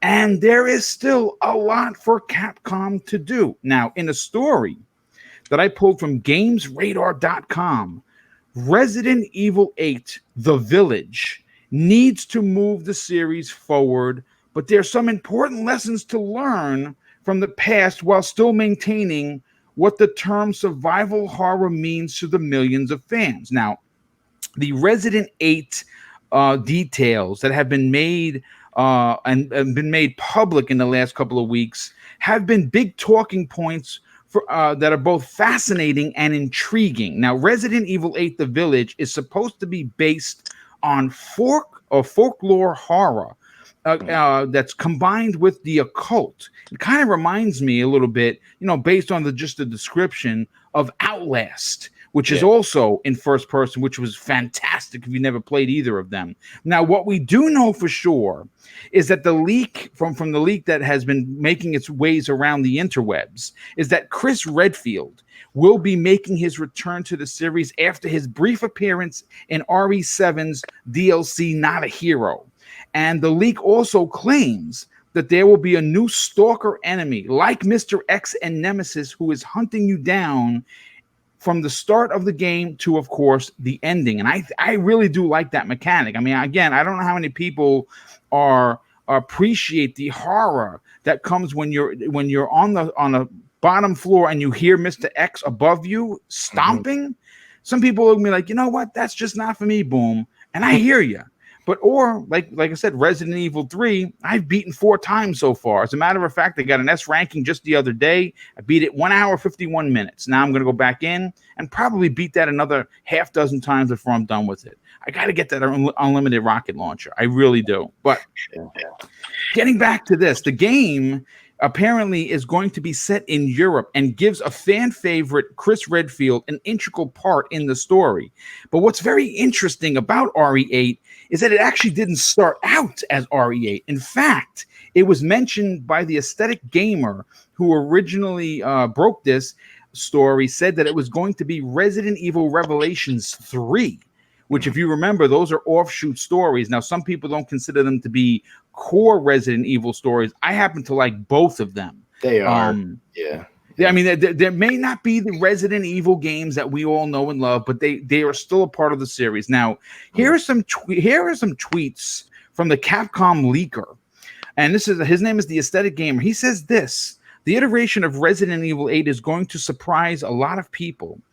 If his sources are correct, it's still in first person, and many purists are going to hate it because it's taking some serious departures from the story / enemies that we know and love. Hallucinations, occultism, insanity, and not being able to trust others are going to be a huge factor in the game. I say sign me right up. But according to the Prevalent Leaker, Resident Evil 8, The Village, is looking to hit spring of 2021 almost on par with all of the other Resident Evils that have released before it. Now, of course, here comes the questions. And I'll start with, of course, Tempest Sun. The two pressing questions I have for you are this: are you okay with Capcom changing what we all know and love about Resident Evil? And has there already been too much survival horror in the last few years? No, there hasn't been. At least not really good ones. AAA, survival horror games. In fact, Resident Evil is holding that front down pretty well. So I don't think you can't have too much. Now, if there was like 10 big survival horror games in 1 year, I'd have to scratch my head and be like, why is this happening? But that's not the case, so I don't think there's too many. The departure, first off, I'm sold no matter what. Big Resident Evil fan, obviously. But when you say Chris Redfield's the main character, I'm in. If I could pre-order it now, I would. It's got me greatly excited. Being that it is Chris Redfield, it's a character I freaking adore. If it's first person, I'm hoping at least the quote unquote cutscenes, if you will. I hope they don't handle it like they do in 7, where you never see your own character, like ever. Right. I don't like that. It works in some games. I don't think it works. Part of the reason I love Resident Evil is just the characters, their interaction, all that stuff. So I want to be able to see Chris at least in cutscenes. If it's first person, it's not going to kill the game for me by any means, because 7 was fantastic. Yeah. 7 was really good. And I wasn't into 7 when I got it. I got it on a sale. Actually, one of the reasons I got it is because it was on a sale and it said it was play anywhere. I was like, well, that sounds cool. And I did just that. I went from my PC to my Xbox back and forth, and that was awesome. But anyway, that's a side point. So I played it, and I ended up really liking it. At its core, it really is a Resident Evil game. At first, it just looked like almost like an Outlast clone, like, oh, they're just going to throw scary stuff at you nonstop. The gameplay is going to be light. That wasn't the case. It was a true Resident Evil game with, puzzles. You had to figure stuff out. It was just, it was the full 9 yards as far as RE games go. So I would be totally fine with it. The differences with like the hallucinations and stuff like that, it sounds cool to me, man. But the stalker, now Mr. X is brooding, loud, very just like, I'm gonna walk at you, and if I get close enough, I'm gonna punch the hell out of you. Yeah. That man, you just shoot him in the face and he just sits there and walks at you like, I don't care what you're doing to me. So, he just sits there and just keeps on coming after you. What I would think would be cool, if you really want to make it survival horror, make it so the stalker doesn't make much noise and there's only few tells, kind of like the Predator, not the Predator sound, that'd be silly, but something like that. You only hear him and you have no idea where he's coming from. Jumps out at you, does some damage, stuff like that. Now that would be terrifying to me. That's what I think of when you read that. I thought that would be pretty cool. Something completely opposite than Nemesis and Mr. X. Not big and loud, but more like you can't hardly see this thing when it comes out. It's going to gut you. You know what I mean? Yeah. That sounds scary to me. I hope that's what it is.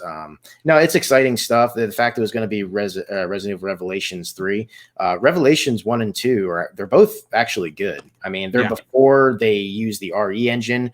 Like Revelations 1 was actually a 3DS game. That sounds super silly, but that game was actually that game was good. Dude, I beat it on the 3DS. It was fantastic. I even bought the extra thing so you could have the me too. right, thumbstick. Yeah, I love that Yes. thing. I bought that, and it was a great game, man. And 2 was pretty good as well. And We they're got to play as Barry finally. yeah, that is true. Yeah, that is true. So yeah, no, those both were real good. So the fact that they're just calling it Resident Evil 8 now, I guess they thought it was important enough to give it its own, title. I could see with the European setting, I could see it having a lot of callbacks or a lot of like feels from Resident Evil 4.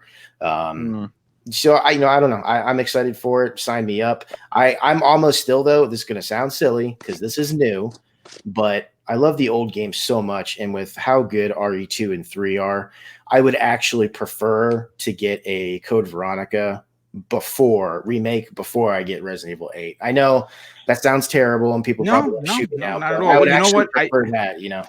I don't have it as a topic, but I will give you a little bit of information. It has been confirmed that the original creator of Resident Evil 4 has given Capcom went to him first and said, "Listen, we're doing a remake. Do you want in?"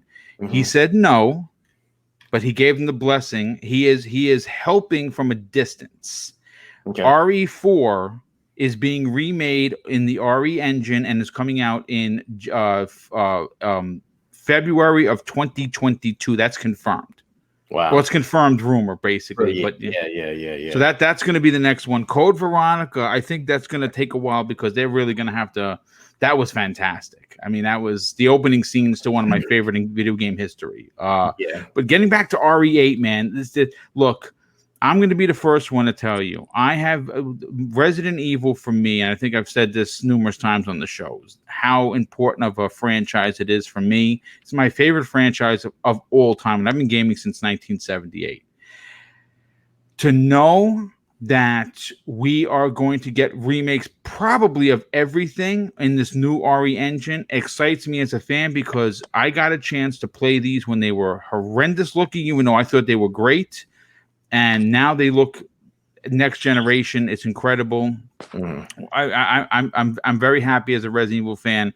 Con, I want to get your opinion on this, but before I do, I have to thank Mariano Pampa with the outstanding and very generous $10 super chat and says this, boom, thanks for all of the extra content you have providing.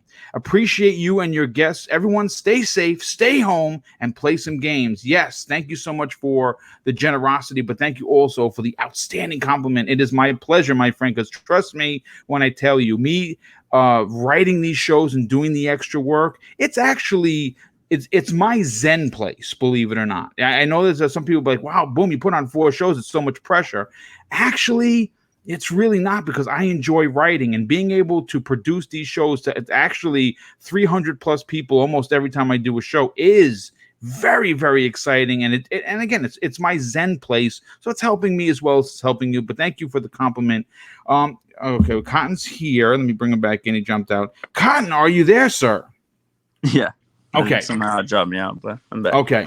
So what we're going to do is my question to you is I know that you said that you're not the biggest fan of the Resident Evil franchise, but when you hear that Resident Evil 7 came out, it was fantastically reviewed. It won tons of Game of the Year. In fact, it was my Game of the Year in 2017. And you hear that the Resident Evil 8 is going to continue the story. What do you think about the psychedelicness of this game over some of the traditional, just being zombies in the other Resident Evils? I think it sounds cool. I mean, I played a little bit of Resident Evil 7. I didn't own it, so I played it on my friend's Xbox. But I'm excited about it. That sounds really interesting to me, honestly. I do like survival horror games. Like, I mean, I loved Silent Hill Homecoming back on the 360. Yeah, it was actually a great game. I loved that one. And I like games like I played it through Alien Isolation, which is That's kind of another like good one. Really Scary good as one. Hell. Yeah, really good. I'm down for it. I was actually talking to my friend about it, he's a huge fan. He just played through he played all the way through 7 and Resident Evil 2 remake, and now he's playing through Resident Evil 3 remake. I helped him get it for his birthday, and he's loving every minute of it. And he's convincing me to get it and play through it as well as you guys. Resident Evil 2 is you could probably pick it up for under $20, dude. Like, you really could. And I should. Yeah, it's that $20 is probably going to be the best $20 you ever spent because you play that game for at least 4 times. I beat it 8 times because I always play it. It start off with Leon. You do the BA or the AB, you get the full and get the true ending. Yeah, you could probably pick it up for under $20. It might in fact be even on sale. Xbox has this ridiculous sale going on. That's Should true. definitely check. I'll check it. I've been thinking about it, just talking with him today because I knew we were gonna be talking about it, and I was asking him his opinions on them and if I should get it. And he's like 100%. Yeah, he's talking about he's was telling me that he knew about how their confirmed rumor for Resident Evil 4. He's all into it. He wants the Code Veronica to come out. He's like absolutely his favorite one. So I'm thinking about it. I'm probably gonna pull the trigger and get them just because I had a bad taste in my mouth when I was a bit younger. I like to do run and gun games. When I first played Resident Evil, I think I jumped into the demo for Resident Evil 5, and I remember like the first thing I noticed is like I couldn't shoot my gun and walk at the same time, really. And I was like, "What? What is this?" Yeah, no. That's all been changed. I was like, I'm trying to run from zombies and I can't even walk and shoot. I'm like, I can't do this. But I mean, my tastes have grown. I think I'm ready to try it out, so I'm probably gonna check that sale after this. See what's up. Yeah, no, trust me. I think you're going to be very pleasantly surprised on how incredible Resident 2 is. I mean, it is just a masterpiece. Yeah, it's amazing. You know what, the Cybernox, let's get you in here on this Resident Evil 8: The Village. Obviously, started out at something different, and you know what? I got to be honest with you. Since 2017, it seems as if Capcom has not made one mistake. Now, some people will argue that point with me and say, you know what, Boom, I didn't really care for how short Resident 3 was, and they left out the worm boss and a few other areas, and I feel cheated. Well, you know what? Look, I'm going to say this. If you feel cheated, I don't know what else to say. I purchased it 3 times so far. I have my collector's edition sitting behind glass I can't get at. And I'm going to pick that up. And then obviously when my Xbox took a shit the other day and I had to buy the Gears of War one, which again, no problem there because the Gears 5 system looks dope. I wanted it. I bought it for the PlayStation. And then I beat it there twice, and then I beat it 2 more times on the Xbox, and I'm probably going to beat it, like I said, another at least half a dozen times until I'm able to get that damn rocket launcher. But hearing Resident Evil 8 is going to be different, but it's still going to retain what we know and love about Resident Evil games, and that's the main characters. And Chris Redfield coming back is big. What are your thoughts on what they're doing to this next Resident Evil that some people may get upset about? I think it's brave. I think it's bold. They've shown that they can be very innovative, especially with Resident Evil 7 Biohazard, right? Where they introduced first person. You played it pretty much all in what was the 7? It was 7. 7 was all first person. Yes. Yeah, it was all first person. So I'm excited to see what they do, man. I love the Resident Evil franchise. Like I've mentioned here before, I just love the immersion that you get in that world, and what they've done with the Resident Evil engine. It's just amazing. It's kind of like what you said, Boom. You play these games way back in the day, and then you see them come to life, to their full potential. It's truly amazing. And Resident Evil 2 for me, when I played that demo, I was literally like, my jaw hit the floor. I was like, wow, this is and then you add in everything else, the tension that's on the game, and now everything you can do, the lighting. Oh man. So it's great, man. I think Capcom has, actually they saw how low they got and how dangerous they were to, becoming, shutting down, pretty much becoming not a gaming company anymore. And I think they haven't taken that for granted a single bit. And they've just been knocking that out of the park, kind of like you mentioned. You got the Resident Evil 2, you got the Devil May Cries, you got everything here, just hit after hit after hit. So I can't wait, man. If they keep just making the same thing over and over again, people are just gonna get gaming fatigue. Yep. And then what? And then they're gonna fall into that same loop again. So them taking a chance and making something different out of Resident Evil 8, I think it's big on their part, and I think we'll probably get something truly special. So I'm excited for it. Yeah, that makes two of us. And last but certainly not least, Gaming Forte. Let's bring you in on this particular conversation. Cybernox just mentioned something called gamer fatigue. And it happens. It happens quite often because, some people may say, well, a new Resident Evil game each and every year. I don't know, Boom. And you know what? I'm going to have to disagree with you because I'll take everyone until the cows come home. It's not a problem. Yeah, you and Tempest, I'm sure. Oh yeah, absolutely. Now, don't get me wrong. I would love for them to throw in a Dino Crisis and a remake of Onimusha. That I would have no problem with. But Resident Evil 8, based on what the aesthetic gamer, who has notoriously been right more times than he's been wrong, is saying that some people may take the deviation from Resident Evil normalcy, if there's anything normal about Resident Evil, and make 8 to be slightly different. When they start talking about the occult, when they start talking about hallucinations and not being able to trust people, it sounds a lot like that other first-person game I mentioned. And what are your thoughts on the changes? Do you think Capcom is getting too risque, if you will, or are they trying to do things different to keep the series fresh? No, I think they're definitely trying to do stuff to keep the series fresh. I mean, by the time it's all said and done, we're going to get a remake all the way from 1 all the way up to probably all the way up to 6. I'll take 2. Yeah, exactly.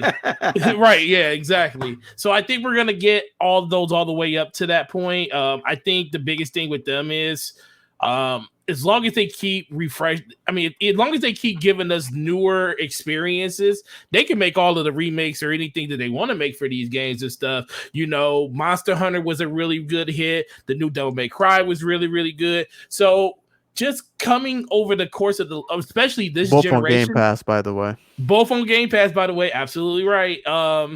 Dang, and I paid for both those games too. It kind of makes you wonder, like, man, can I wait 6 months? No, man, I'll wait for games. Can't wait. Got to play them day one. Yeah, me too. But no, I think as long as they're willing to keep giving us new experiences, or at least new experiences in these franchises that they're remaking, I don't think anybody has a problem with it, because it's not like these games are any slouches. These are games that a lot of the people that are playing games now haven't played before, and it's looked fondly upon all the people that did play them back in the day. Especially games like I said, like Resident Evil. The control scheme sucked. The graphics sucked. Everything about the game sucked when it came to a visual presentation standpoint.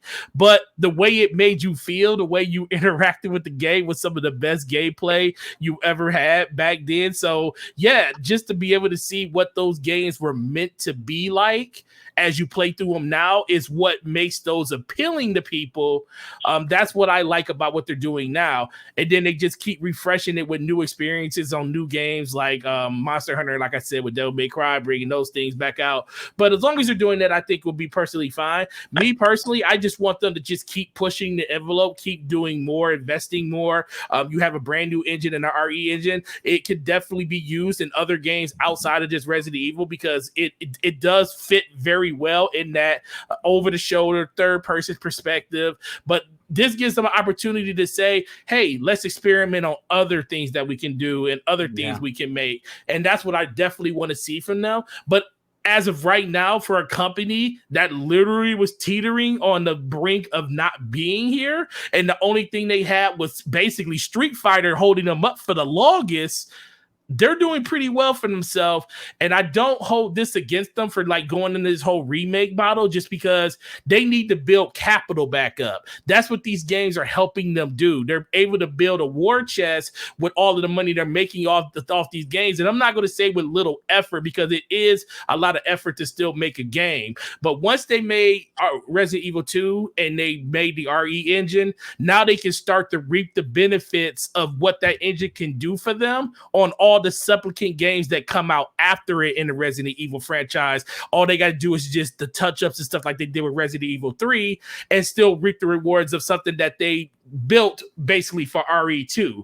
So this gives them a chance to build that war chest and get get more money into the coffer so they can start giving us those experiences like Monster Hunter and the DLC for Monster Hunter World. If you haven't played it, is like better than the original version of the game. Just letting you know. Yeah, it is. But if you haven't played it, it's pretty incredible. Was that Iceborne? It's better than a regular game at this point. But yeah, that's what I want them to do. And if we can keep getting newer experiences, that's all I really care about when it comes to the games that I play. No, that makes sense. Listen, you know what? This has been a great topic. We've been talking about remakes. We've been talking about bringing back OGs. Now, before we went live, we got into, I don't want to say a heated debate. It was definitely an interesting debate. And I thought for a second, I said, you know what? This would be a great way to close out this particular thing. Now, look. Talk about remakes. Yes, we are going to talk about another remake. One that happens to be making the rounds called Final Fantasy VII. And everyone's playing it except for Boom, because Boom did not want to settle for the regular copy. So what I wind up doing is canceling that.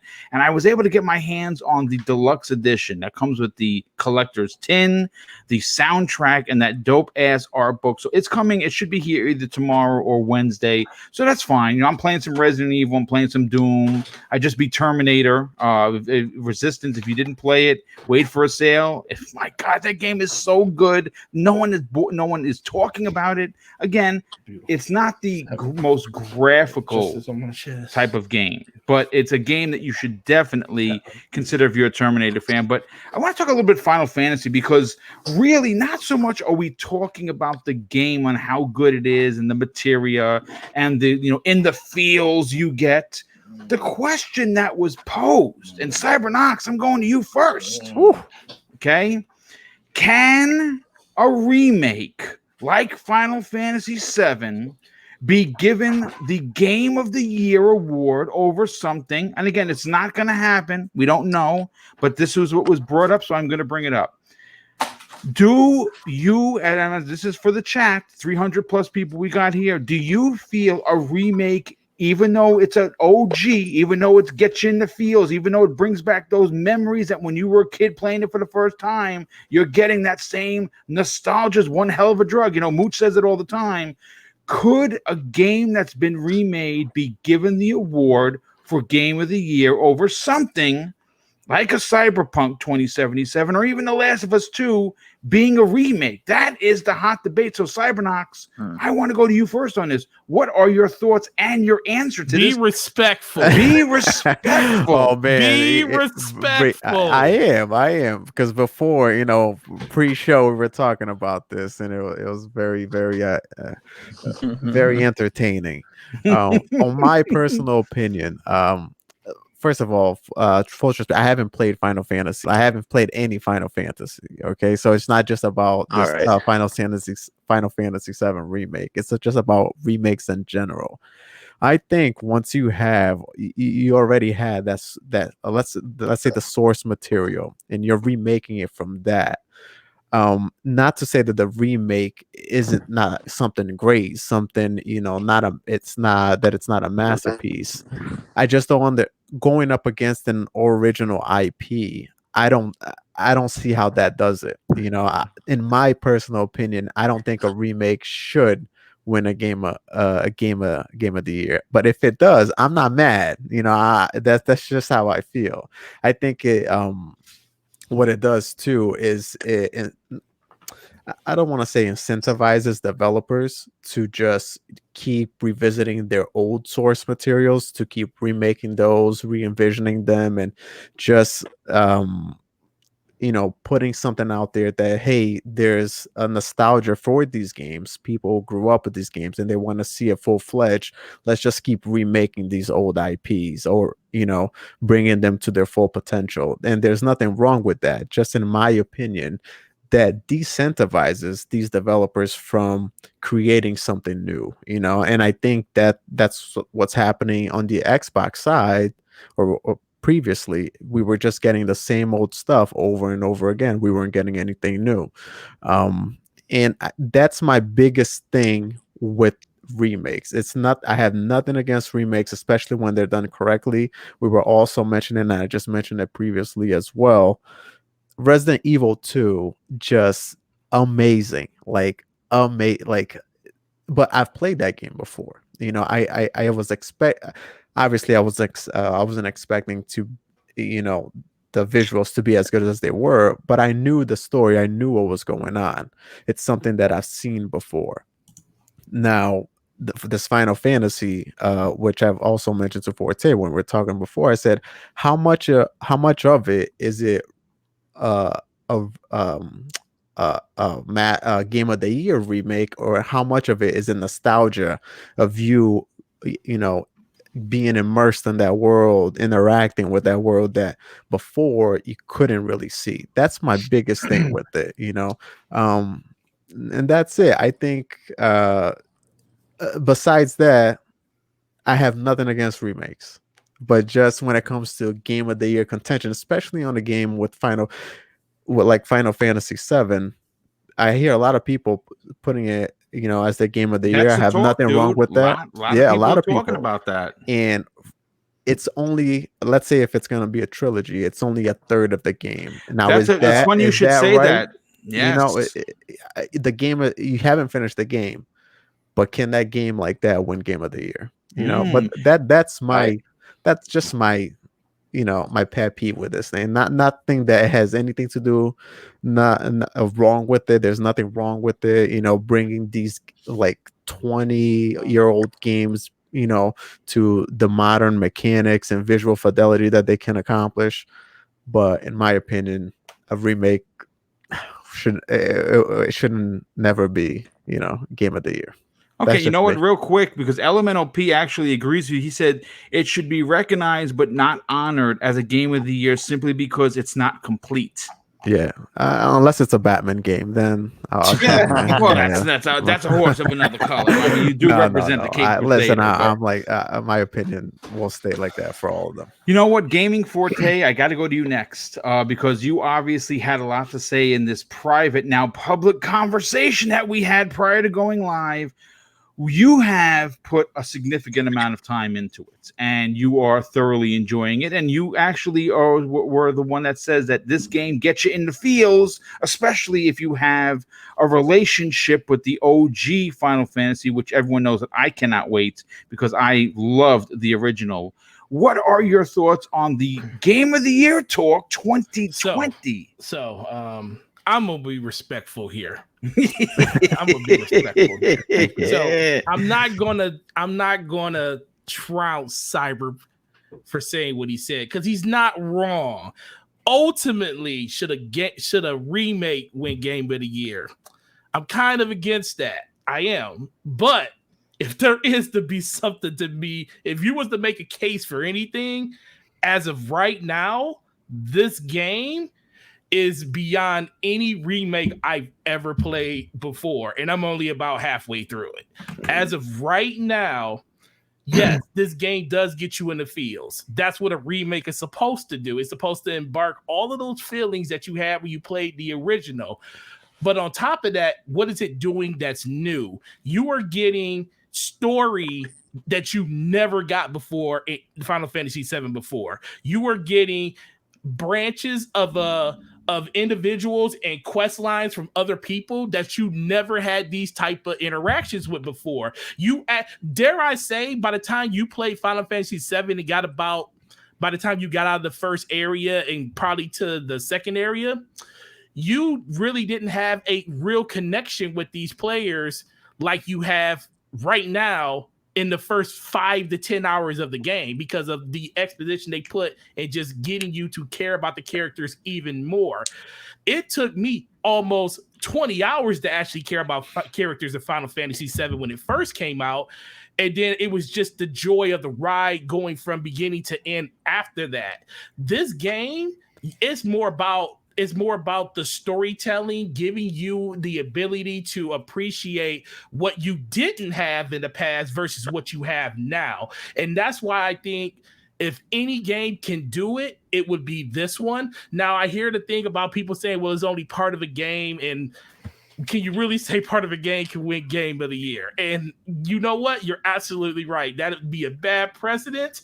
But like I said it in our chat.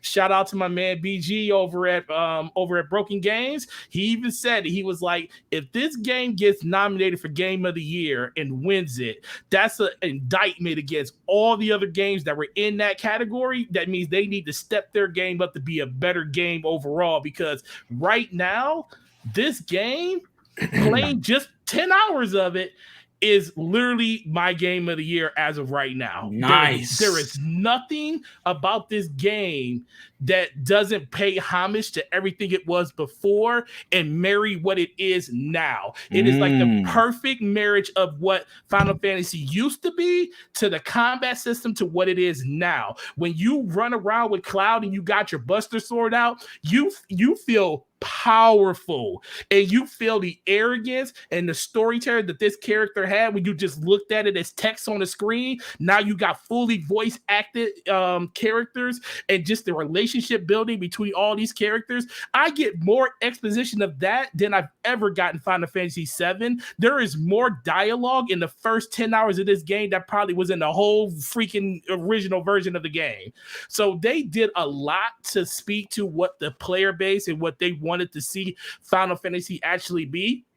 And just like we said in the last one with Resident Evil, this is what Final Fantasy should be. This is the bar. The bar has been raised to this, and there's no going back. And if I can get 2 more entries, no one knows how long this is going to be. If they're telling me I got to spend $60 for the next 2 entries each to get $180 of what I have so far, I will happily do it. And guess what? This game will win game of the year, each one of those versions, until it's all said and done.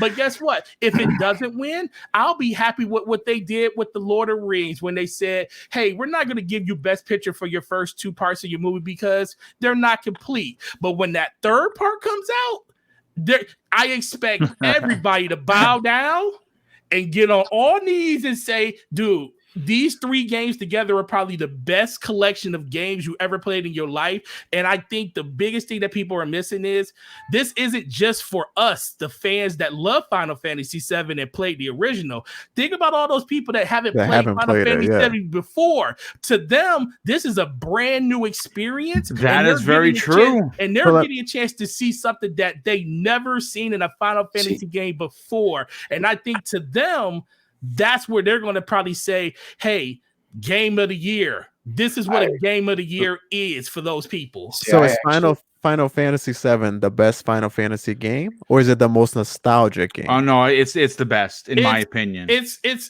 yes. I fight between 6 and 7. 6 and 7 are my 2 favorites. I think 6 had the better antagonist, even though, and I think that's sacrilege when you think about Sephiroth, but that's just how good those 2 characters were.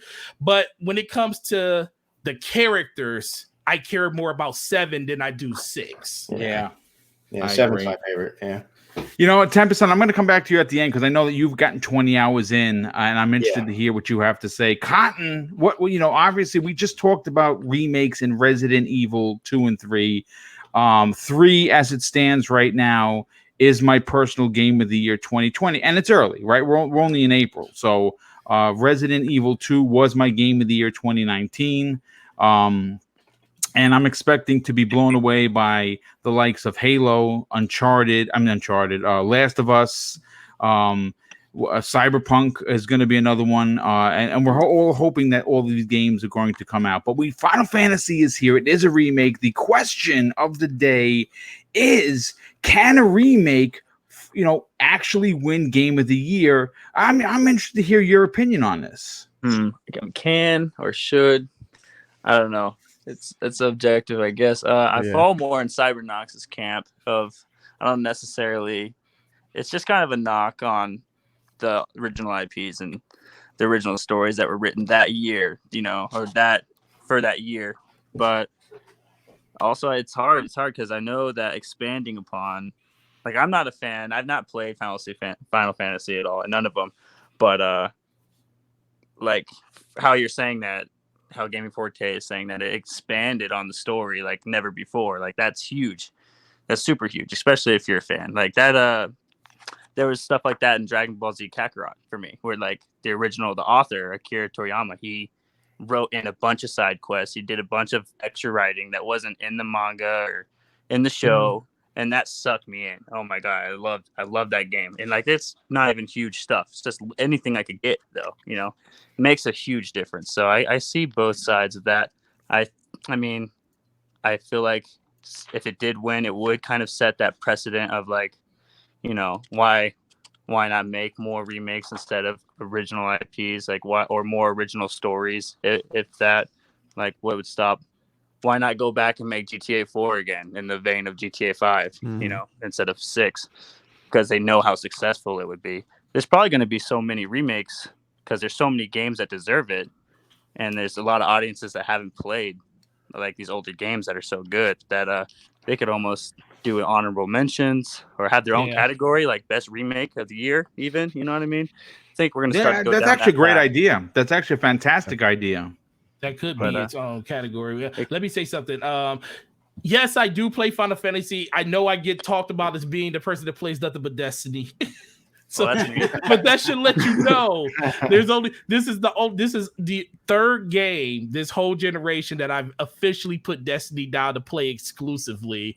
And that should mean, like, as outside of just being a big deal, just outside of just being a Final Fantasy VII fan and just Final Fantasy in general, if y'all know how much I love Destiny, to put that game down for this and to say what I'm saying, y'all should know from the heart.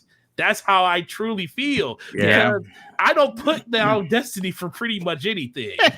I know it takes me. I have about 60 days across both Destiny 1, like on each 60 on each game, Destiny 1 and 2. So wow, it's I feel you. It takes a bit. I haven't been playing it as much recently, but I was thinking about hopping on today. So. Oh man, this is a drug.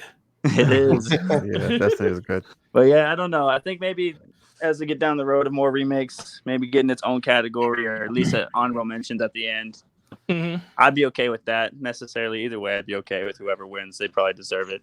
I don't play every game, but it is what it is. It's gonna be hard. It's gonna be hard sledding this year. As good as Final Fantasy is, I will definitely say Cyberpunk has a lot that it's got going for it. Yeah. Last of Us, if it actually makes this calendar year with the delay, that has a lot to say about it. It's Halo. I'm stoked on Halo is going to be up there, so it's going to be something. And I mean, you even got games that came out earlier this year that can be a part of that conversation too. So we seen Sakura pull it out. That's true. Came out early last year, and it went in there and won among giants, so it can do it. It can do it. That's for sure. Yeah, man. It's like I said, it's a very tough subject. It's a very subjective subject as well, but it's just one of those things. It's just like, okay, let's say if Final Fantasy VII, we're playing What Ifs, right? Came out the same year as Horizon Zero Dawn came out, like a new IP. Mm-hmm. Who would you vote for? I would still pick Aloy. I would have easily picked her Horizon Zero Dawn over tough, Final Fantasy VII. I will say this Couch. You know what? We need to come back and revisit this. Yours is coming when, Boom? Wednesday. End of this month.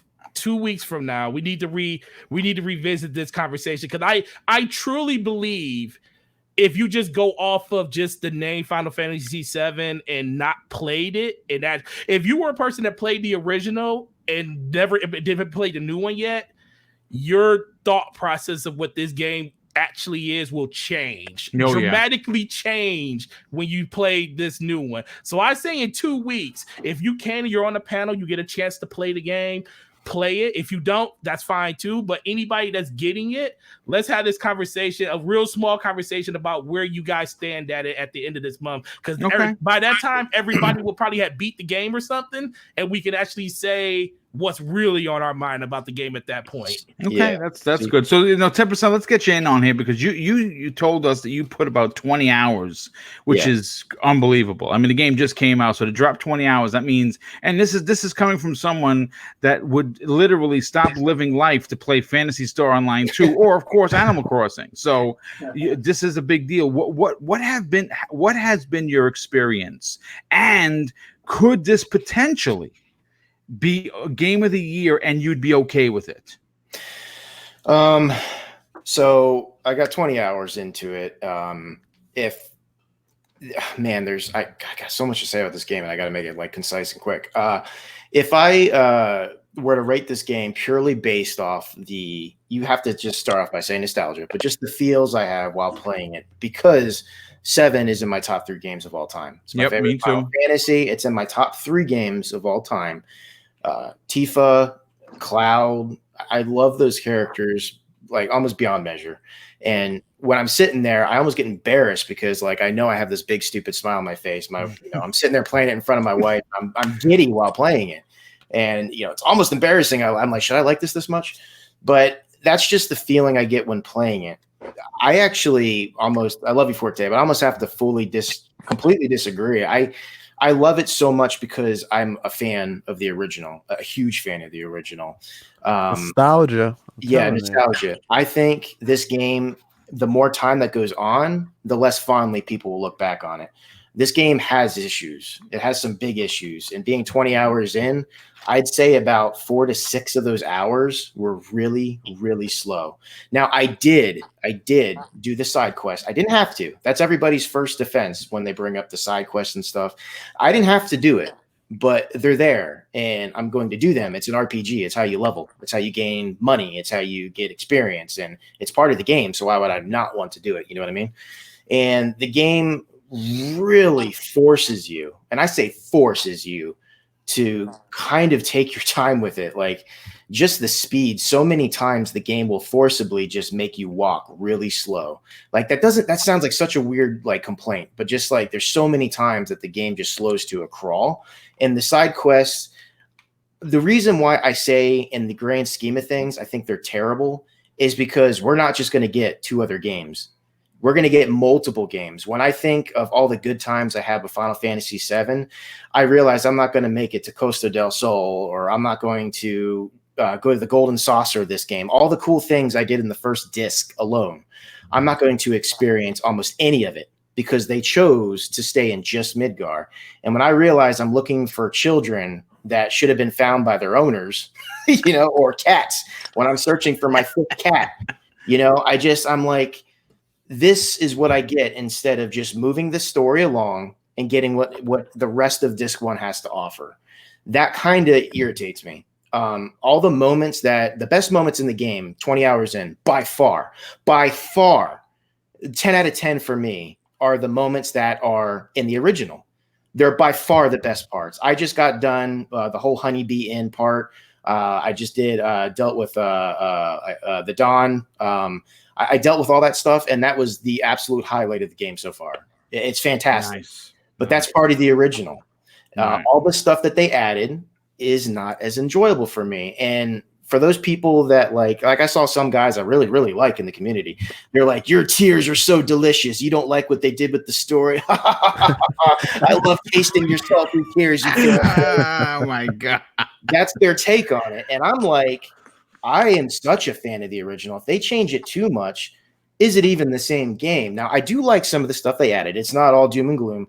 Right now, like just from feeling alone of playing this game, it's like a 10, right? Just because it feels so good. But objectively speaking about it, the game has a lot of issues.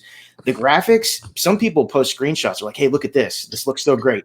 I swear 80% of their budget went to the character models and 10% went to the effects and stuff like that. And then the last 10% just went to the textures.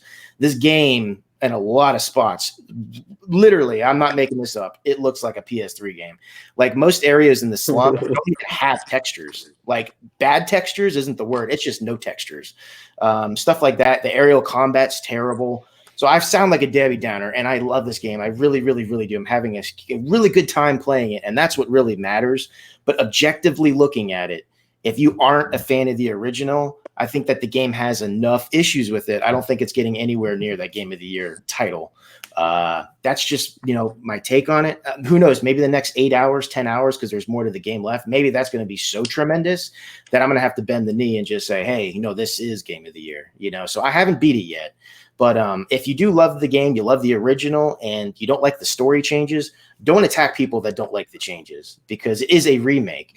And this was one of the issues from the very beginning, is I don't know if I'm going to like what they do with it. And they have done some kind of weird changes to the story already. I'm scratching my head a little bit like, where's this going?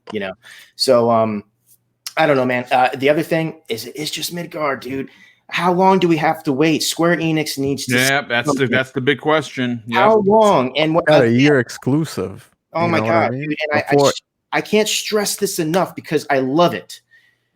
The fact that I'm only going to experience Midgard in this one full price game, when they could have cut out so much stuff that they decided to add, and I could have experienced more, even if they were to split disc 1 in half. That'd be something. But Midgard is only about 20 to 30% of disc 1, if that. So I'm so conflicted on how I feel about it. If I was the director of this whole thing and they gave me the choice, I would have stuck a bit more closely to the original, got through more of disc 1, because dude, if they do this with all the other parts of the game, we're not 10 parts. Yeah, it's going to be like 10 parts. Yeah. 10.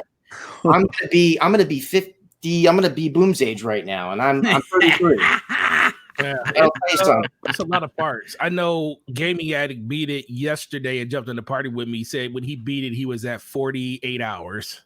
48 hours. Well, that's I'm loving it. So I really hope that it is that long, because I'm enjoying it. I am. But it's just, dude, this is just Midgard, guys. For people that play the original, I can't stress enough. That is like maybe 10% of the game. And when can you expect the second part? That's the problem. There's still a year exclusive. It's got to come out to other platforms, and those platforms, you got to give them time to experience the game as well. It's tough, man. Yeah. So anyways, I rambled on. Trust me, if you're a fan, buy it. It's phenomenal. You'll love it. You'll love it. But objectively speaking, the game is it's like an 8.5, maybe 8.7, or lower than that. I think Metacritic actually got it right this time. You had some people that probably weren't fans of the original that just looked at it as a game, and then you had people giving it hundreds and stuff like that. They're probably fans of the original and feel like I do. They just love being in this world. So, it is what it is. Well, listen, I'll say this. This has been one hell of a show. We were at the 2-hour mark, and we got to all the topics I'm happy about, and we actually threw a sidebar in there, if you will. So let's get to the outros, get everybody out of here. We are at the 10 o'clock hour. Cotton, I want to start with you. First of all, I hope that you had an amazing first podcasting experience. I hope that you felt welcome. You certainly brought your A game, because you did answer all the questions very well. And as a matter of fact, you never jumbled your words. You definitely seem like you know what you're talking about. And you know what? We'll have you back on in a future episode for sure. Do me a favor, dude. Tell everyone where they can follow you on social media. For sure. I appreciate that. I had a lot of fun being here. You can follow me on Twitter at CottonMcCast. I got like 5 followers. It's easy to find me. You can also, add me on Xbox if you want to play anything. I'm mostly playing Warzone nowadays. Hey, not to cut Cotton off, but Boom praises me for being the sniper elite and the guy that's going to shoot your face off. Cotton's the guy that's going to do that. He's better at me than Warzone. This man's awesome. Nice. Oh, we're having a lot of fun on there. We got a dub on there and on Plunder. It was a lot of fun playing with you, Tempest. Yeah, add me on Xbox. My gamer tag is Terryfold. You can find it in my bio on Twitter. So thanks for having me. It was fun chatting with you guys. Oh, well, thanks for being here. Super appreciate it. And next up, we'll get Tempest. We'll get you on out of here. Obviously, you were playing some Warzone with Cotton, and you were saying that he's even better than you, and that's saying something, because your sniping skills are ridiculous. Do me a favor, dude. Tell everyone where they can follow you on social media, but more importantly, check you out on Xbox Live. Gamer tag is Tempest Sun. PSN ID, even though I do multiplayer on there, is Tempest Sun, just without the space. And you can find me at the Tempest Sun. And I got about 10 to 20 more hours of Final Fantasy VII to get through. So I gotta do that. Yeah. Well, obviously now's a good time to do it because we're all stuck at home. But yeah, I cannot wait to get mine. And Cybernox, let's get you on out of here. Obviously, you just thanks so much for being here. Super appreciate your valued opinion on what you have to say. Do me a favor, dude. Tell everyone where they can follow you on social media, but more importantly, check out your YouTube channel. Yeah, always a blast being here. Boom. Con, you're a great man. Tempest, Gaming Forte, boom. Always enjoy being with you guys here every week. Chat, you guys are phenomenal. Yeah, Cybernox on Twitter, Cybernox on Xbox Live. Just hit me up. I'm pretty much gaming on everything right now. I'm playing through Jedi Fallen Order, hitting a little bit of my backlog, but also, Warzone. Man, game's phenomenal. Yeah, and I can't wait to come back here next Monday and talk about another remake or something like that. Well, we'll see, but definitely quick before we get to Gaming Forte, I just have to go into my notes here because I actually have a deluxe edition of Jedi Fallen Order that was donated to the show that unfortunately I got caught up in doing the show that I forgot to give it away. So on tomorrow's awesome episode of the Xbox Factor podcast, Thomas Lindsay at Lanner A7X is the one that donated it. He bought a new Xbox One X, got this game for free, hit me up and said, "Hey, boom, I want to give away a game on your show. Love what you do." And yes, it is the deluxe edition of Jedi Fallen Order. We'll be giving, awesome. Yeah, we're going to be giving that away tomorrow in mid-show of the Xbox Factor podcast. So if you wanted to get your chance, what you got to do is be in the chat and hang out for a bit, and I will use a random picker to have someone win this copy at the mid-hour, at the 1 o'clock hour, because we start the show at 12. So tune in tomorrow for that. And last but certainly not least, Gaming Forte. Listen, dude, you really brought your A game today. Really super appreciate it. Your opinions were very passionate, especially when you're talking about this. Nostalgia is one hell of a drug in Final Fantasy VII. Do me a favor, dude. Tell everyone where they can follow you on social media, but more importantly, check you out in all of the shows that you're on, but also your outstanding YouTube channel. Yeah, man, definitely. It's always a blast being here with you guys. Cotton, nice meeting you, man. You did an awesome job for your first podcast. Man, it was better than my first time. I'll tell you that. Outside of that, man, it's Gaming Forte everywhere, YouTube and Twitter. Check us out on Wednesday nights on the Brat Podcast, Basement Radio Podcast with E-Money, Eric Jackson, Slow-Mo Backslap, and Enrique Brap himself. You also can check these out over on Mooch's channel on Friday night, 7 o'clock for Crossfire, and the lovely Ashen Luca. Most people in the community know her. Check us out on Scumcast, Saturday night, 7 p.m. EST. It's always a great time over there. It's going to be a lot of conversation around Final Fantasy, so if that's your bag, check out all those channels, and see you guys next week. Yeah, well, thanks so much for being here. Yes, definitely check out his YouTube channel. Also, check out all of the shows that he's doing. He is definitely the busiest podcaster that I personally know outside of myself. And play games still, still play games. That's right. But listen, I want to thank everybody for being here. Of course, I want to thank everybody for their generosity in the super chat. It was greatly appreciated. It always is, regardless of the amount, especially with the kind words that come along with them.